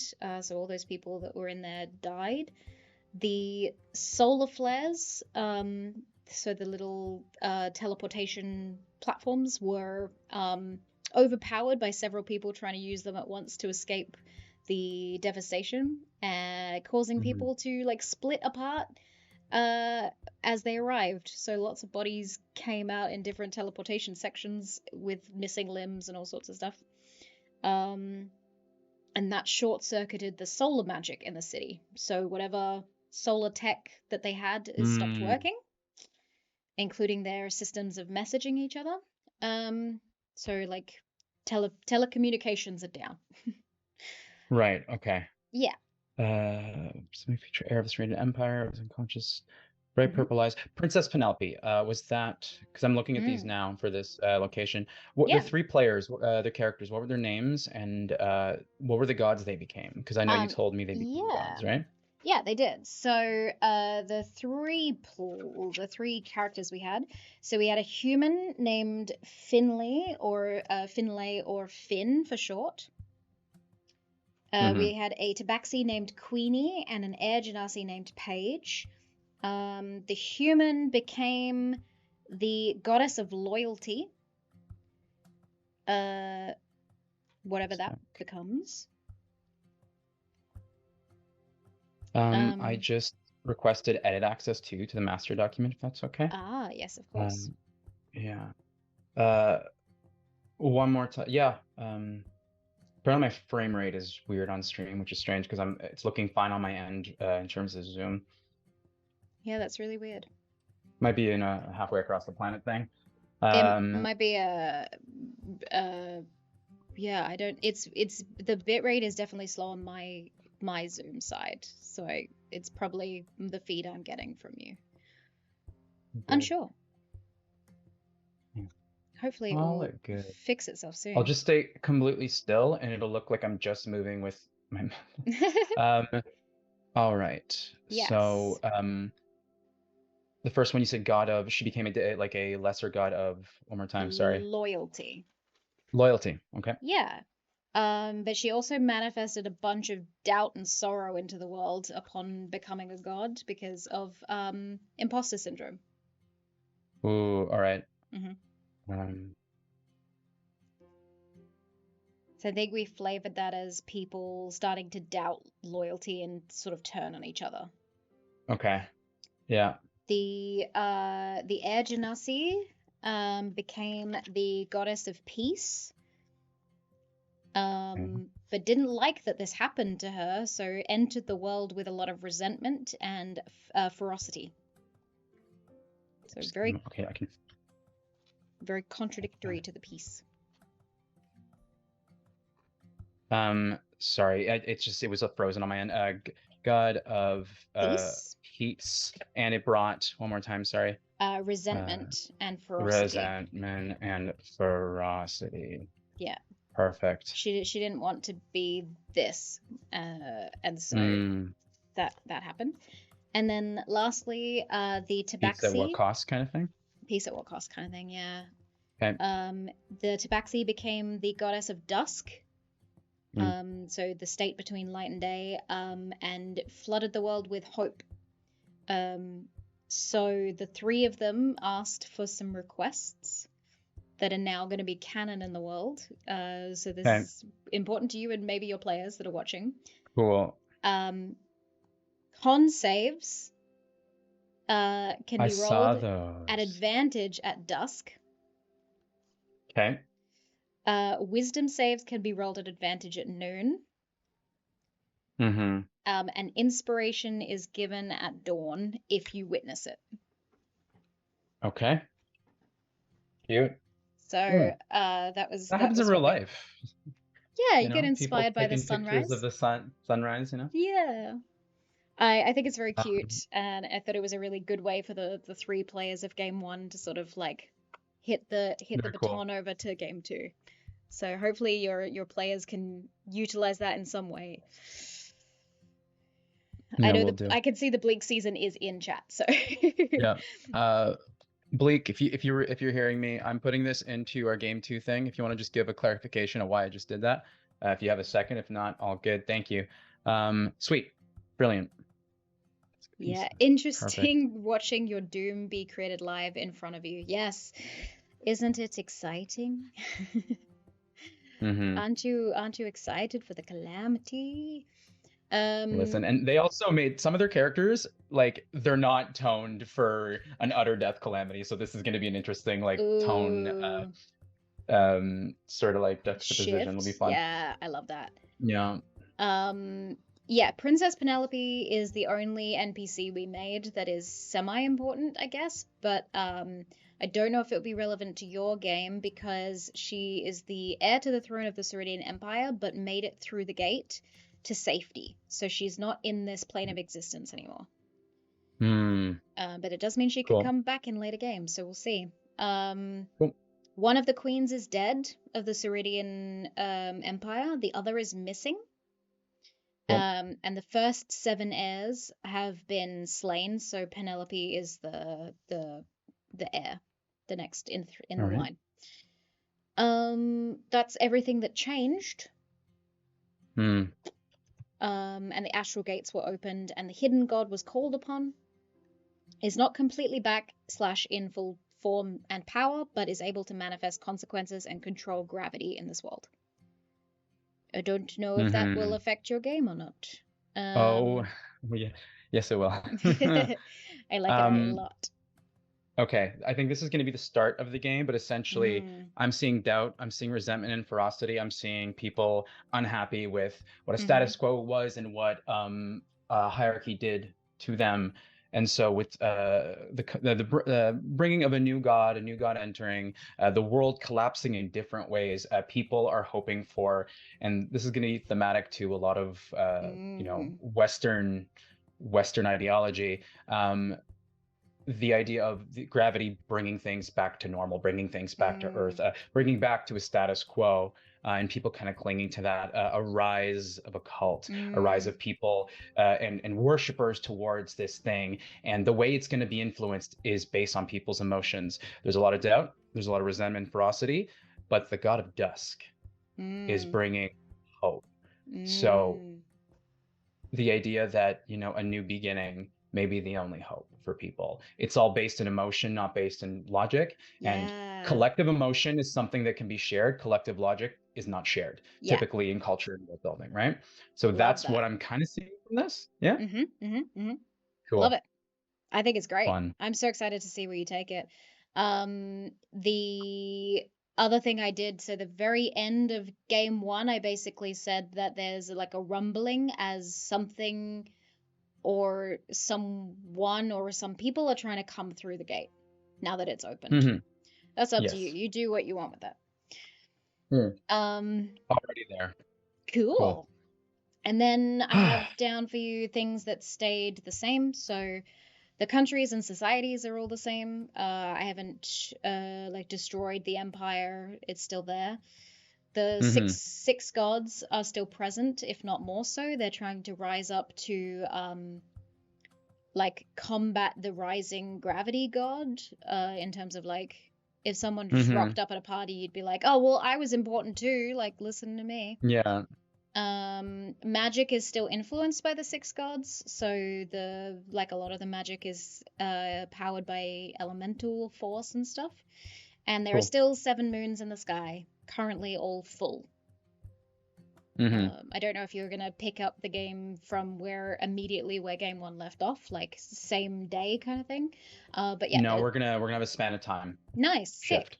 Yeah. I like it. We're going to see the effects of how it's sort of influenced the world, how the rise of followers of this entity. So I'm going to say about a year, probably.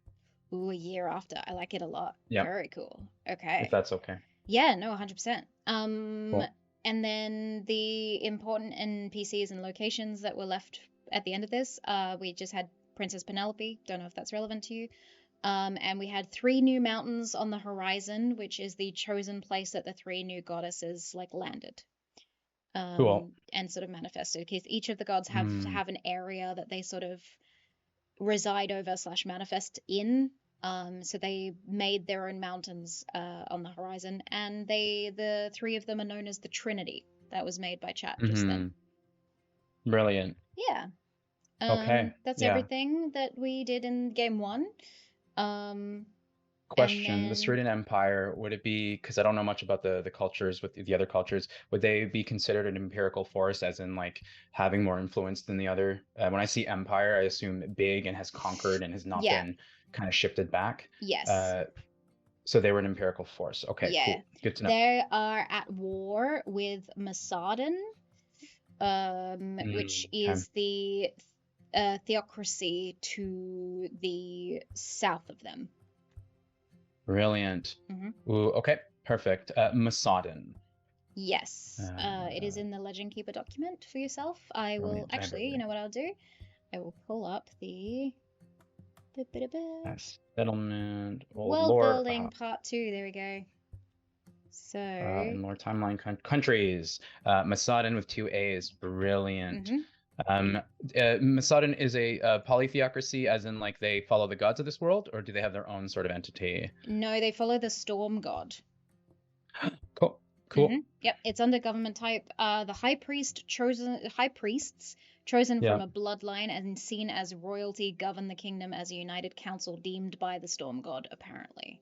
But that also could be like fake. It's up to you. Yeah. Well, I like the idea that no matter what, if you'll allow me, I love the idea of what gods are stories we tell. They're influenced by the people. And so this sort of other force manifesting change. Yeah. Manifesting like they want change. And so the things that they're feeling and manifesting, with this new god coming in, the astral gates being open, all this magic is enhanced. Yeah. And so the general emotion of people is physically changing everything, right? Yeah, I love that. Cool. Yeah, there's you would think that the empire itself would probably be less good, but the theocracy is very, very religious. And they have a conscription of 10 years in service to the priests in the military. Sweet. And so they seem probably very indoctrinated to whatever they believe in, which means they're very like this. Very strong. Yeah. Perfect. Yeah, there's a bunch of little notes that we put in Masadan, like they're the least technologically inclined of the rest of the world. So they're more like a military power or like fighters. They got a lot of Goliaths, gnomes, and dwarfs there. But yeah, those are the 2 countries that are probably the 2 largest ones that we created in the world building prior to this event, and they are at war, or have been at war prior to the calamity. So I don't know if that helps you with anything that you're doing. We'll see. We'll see. It's going to be a lot. It's going to be a moderate, like decent amount of setup and a lot of punching and kicking because we have 3 hours. So we're going to kind of zoom through the setup and it's fun. Whatever you're going to see today, Chad, I stat blocked a couple days ago. And so you'll be like, this guy just did this right now, hearing what's happening. So I'm excited because it all just, the pieces are just falling into place. When I like woke up and started listening, I'm like, oh, this is practical. Okay. Don't have to do a lot of like, pulling something in a certain direction. It's going to be good. I like it a lot. There's so much that has just kind of worked in this so far, which is very fascinating to watch. Yeah, Cat Darkness in chat also said there's a lot of interesting bloodline chat. There is.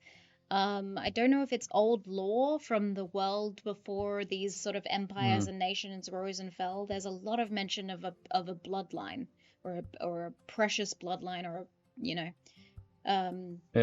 Anyway, so that's been a reoccurring theme. Bleak Season says a brave new dusk. Yes, exactly. When we were discussing the gravity god, I didn't realize they were one in the same as the hidden god. They are indeed. I'm excited for this time jump as well. Benoel seems pumped for it, and I'm sort of really, really keen. I can't wait to see what you do with it. Yeah. Me too. And then there's a bunch of different like little bits and bobs in the countries. Oh, that was the other thing that the Frosties just came up with that I really loved. So I put it in new ideas. Where did I go? There was so the charcoal moon has now turned amethyst. The charcoal moon was the one that represented the hidden god and now has like turned the color of that god. Now that it's like starting to come back. And then we had the idea because the player that played the air genasi, Dale, they had a bird that was a familiar, but the bird basically was more air than bird. It was like the way that air moved around the shape of a bird made it look like a bird. And so we were playing with the idea in this world building chat post game 1 that this air bird sort of becomes a representative of the goddess of peace. Like seeing a great bird in the sky means the goddess of peace is watching over you, or something along those lines. So symbolism. Got symbolism, you. Airbird symbolism for the god of peace. Is there anything that you would want to put in with that? If we add that into the document, what are you thinking?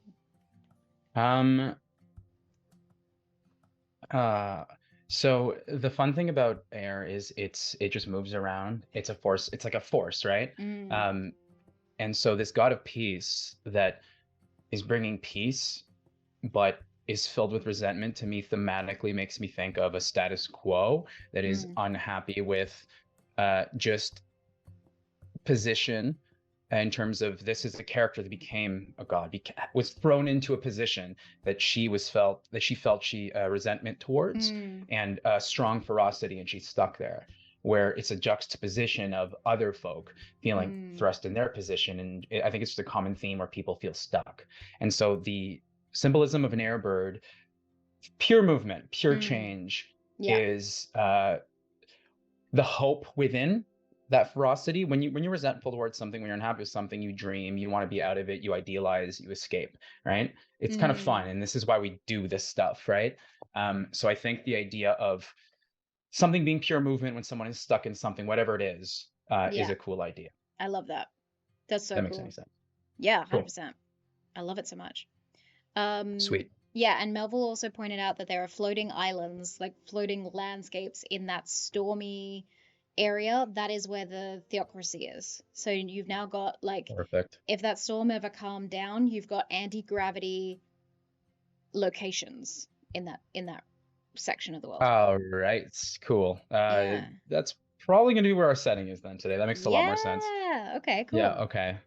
We're probably gonna start in the Ceridian Empire. Is there a capital city? Is it? The capital city of the Ceridian Empire was the city of Seven Bridges that just got destroyed.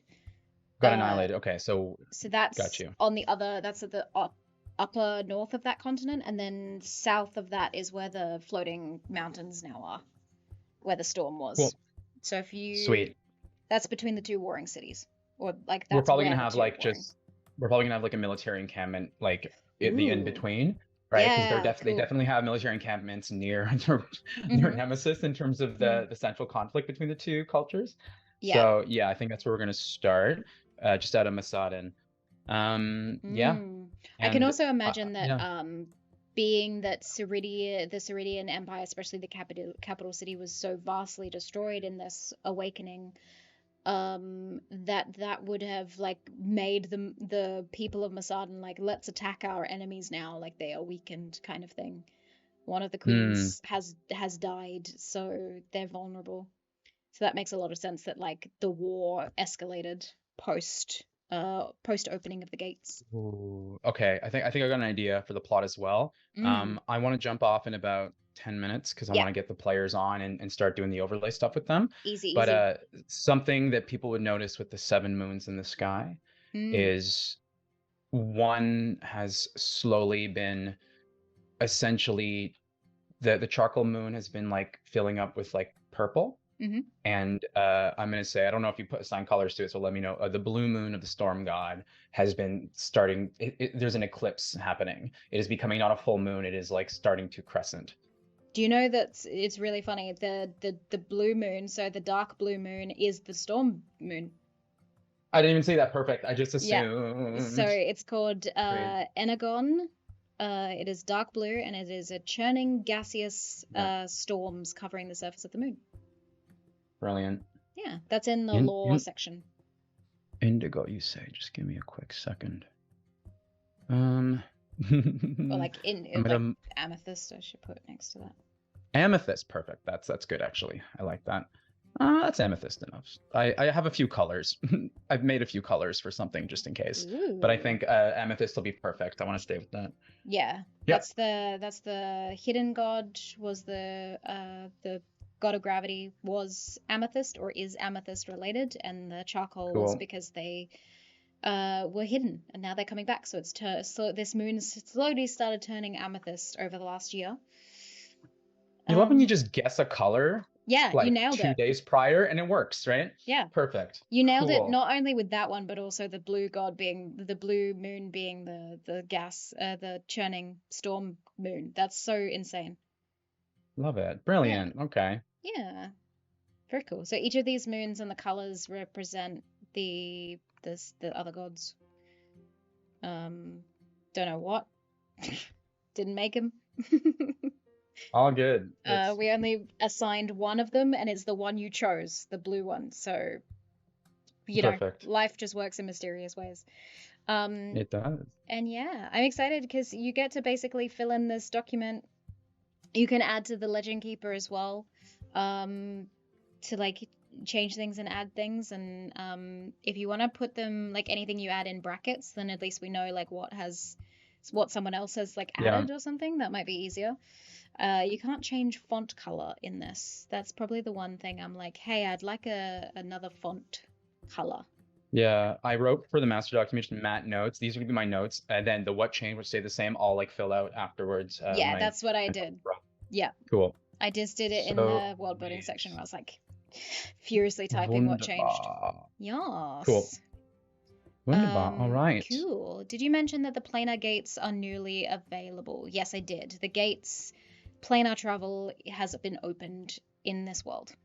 Brilliant. That's something that I went in with an assumption for. I think we had talked about trying to aim towards that to bring in a calamity. Right? We talked about the possibility of game one like opening the gates so that was possible, and then I gave my players the choice of whether they wanted to or not, and it was going to cause like significant consequences either way, but they chose to open them, and then they also got turned into gods. So I feel like games 3 through 7 are going to be the campaign, and we just did a 2-part prequel. Or you just did the first part prequel, I'm doing the second part prequel. It might be. Kind of cool. It genuinely feels like this entire event, the entire 48 hours, are going to be a prequel. Like this whole setup, because each game is going to be either like there's going to be maybe a time jump, the world is going to change, there's going to be something influential. We're sticking with this theme of like choice and consequences of choices. And we'll just see kind of what happens. Like I'm excited to see what each player, each guest star in the next 48 in this 48-hour calamity, what they bring, because we've also got some artists joining us in between the last 2 games to bring some of these gods to life, which is really cool. Brilliant. Yeah. Okay, I think I've got a general feeling and sense, and it's one of those things where once I get in the game, things are going to come out of my mouth. So we're going to see what happens. Yes, I'm excited. Improvising plot is just fun, right? Yeah, I mean, look at the first game I did. That was most of that was pulled up because the players started making choices that I didn't prep for. So yeah, that's the entire event today is just that. Is true, improvising stuff. Yeah. Well, I will. Do you need to head, and then I will coordinate handover stuff in a second? Yeah, give me a minute. I'm gonna reset up OBS, and because I'm gonna be and just make sure all that is working on my end. Give me like a few minutes. I told my players to be ready in 4 minutes. That was the call time for them. So theoretically, they should be. That's right. I'm just going to swap over to the solo screen, and we'll see Matt again at 1 a.m. my time. Matt, what time is it for you, the kickoff of game 2? Noon Eastern time, 9 p.m. Pacific. There we go. Yeah. Keeping up with all the time zones. We will see you later, Matt. All Ciao right. for now. Ciao for now. Okie dokie. So, let us see. Anyone in chat got some cool ideas that we can throw to either to Matt, or we can skip Matt's game and throw them over to Rob. So, we know that Matt is about to destroy the world, right? We know that that is happening. Is there any Easter eggs that you guys would like to seep into the game, the landscape, anything that we can kind of pull at, even if the rest of it is destroyed by Matt? You see what I'm hinting at? I don't know if that makes any sense, but we can volleyball a plot thread over Matt's head to Rob, and I can send Rob a message of what that might be. Schmick says, do we have a rough estimate of times to follow? Times to follow as in the different games, or times to follow as in what this world timeline is, because that I don't know. The times of the games, yes, we do. We will be posting the schedule very, very soon. But let me show you what we have for game 3. We have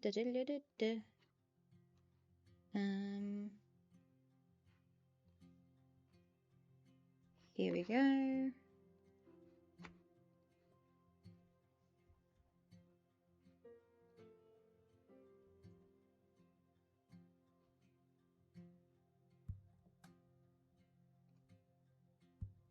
Okay, so that is game 3. Which makes this almost 1 a.m. and I'm fading. I totally understand. It is 1 a.m. for myself, and I am in the same boat. But I'm going to be up for this game, game 3.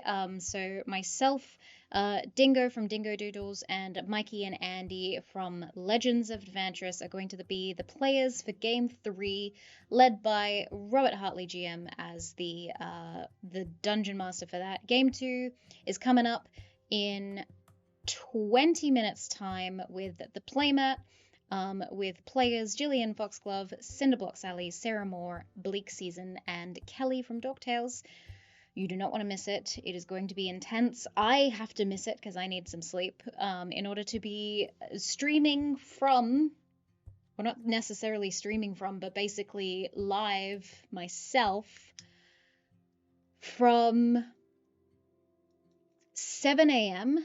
to 3 a.m., then taking a short nap and coming back for the rest of the 48 hours. I think that's how it works out, just because of timing and how things went. Bleak Season says, let's go, have a nice sleep. I will be heading to a Be Right Back soon screen because I'm going to go and say hello to the players on Matt's table. Thank them so much for joining us for this 48-hour calamity. But a reminder to everyone here in this chat that we have released some Winter's Tales dice, some original Winter's Tales dice. Our first dice set that is in the branding colors of Winter's Tales. So the Ravensridge Emporium, our beautiful dice partners, have been helping us make some lovely dice for Winter's Tales. And we have been bringing them to life. We've been working on the color and the design for a while. It's a winter blue, like a frosty blue with sparkles in the center and molten gold writing. Harabeth says, such pretty dice, I've ordered mine. I know I saw how much you just ordered from the Winter's Tales store, and I'm so happy. I am going to be shipping all of that out to you once the 48-hour calamity is finished. And then your dice will be arriving as soon as the Ravens from Ravensridge Emporium, Jesse and Brandon, have created those dice and sent them your way. Because there's 2 different locations for all the stuff that you've ordered for Christmas. But I'm so excited that you bought them. And if you're keen to check them out, go check them out at winterstalescode.com/store. And then we will go from there. We also have a giveaway, not in this stream and not in the next couple of streams, but I will mention it again in Game 3 with Rob. But we are giving away one of the campaign notes journals. Whoop. Can I coordinate this? There we go. One of these bad boys on stream tomorrow from the lovely Sphinx Stationary. These campaign journals are amazing. If you haven't seen them on Koa, they basically have all these tabs and sections, including places for your spell slots, all your spells to be written down, quest logs, and then inventory and all the information on your character as well as the world. So you can sort of put in different regions and cities and all sorts of stuff into this. It is beautiful. It's very nicely sectioned for me as an ADHD person who has a little bit of OCD in there as well, says my psychiatrist. But we'll be giving away one of these bad boys tomorrow. So stay tuned for that. From our lovely sponsor from Sphinx Stationary. And those are 2 of our amazing sponsors for this 48-hour calamity. And we have so much more on the horizon. we will inform you about lots of social media posts with all the players, the schedule, all of that kind of jazz. But as far as you should know, we're going to be streaming for the next, not 48, because we've already gone 7 hours in, so 41. We've still got 41 hours to go, my friends. It's going to be a heck of a lot of fun. Stay tuned. Now, maybe one of the gods has an assassin branch who asks the party who they should kill. Ooh, I like that. Harbet says that basket has been waiting for me to click buy for several months. Lol. Oh, that's so cute. I'm really, really glad that you have bought the stuff that you wanted for months. That's awesome. Also, Ricky B, thank you so much for being here. I see you in chat. Yes. I am going to. Where are we at? We've got a few more moments until I'll head to check in on the playmat and his setup. So I think I want to create a little tab in. We've got timeline here. So should we create the timeline one? I go to solo world building. Why not? I'm just going to quickly populate some of the stuff in the timeline. So we know that the destruction of the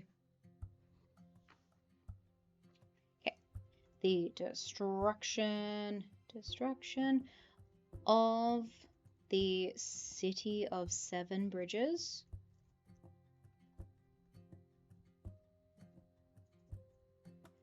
one of the queens of the Ceridian Empire was slain alongside her 7 eldest, there's a lot of 7s, 7 eldest children, leaving Princess Penelope as the heir to the throne.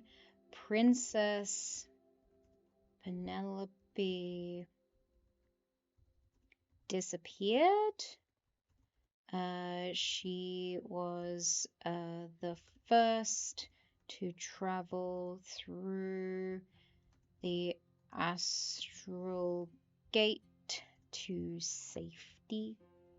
We know that. What else? Cat Darkness says, is this the same world you and the others were building with dice rolls that one time and had people stream drawing along? No, I don't think so. That probably would have been one of our live streamed Four Corners games. But we did play a game of Four Corners to build this world initially with our patrons, with the top our Winter's Warriors, our top tier patrons got to play a game of technically 6 corners, hence why there were 6 gods and a mystery god. And then we built kind of the establishment, and then I brought that over to our world building streams for the last month, where myself and the Frosties have been continuing to build things in this world. And by the end of this 48-hour stream, we will see what we are kind of left with in order to... What's the word I'm looking for?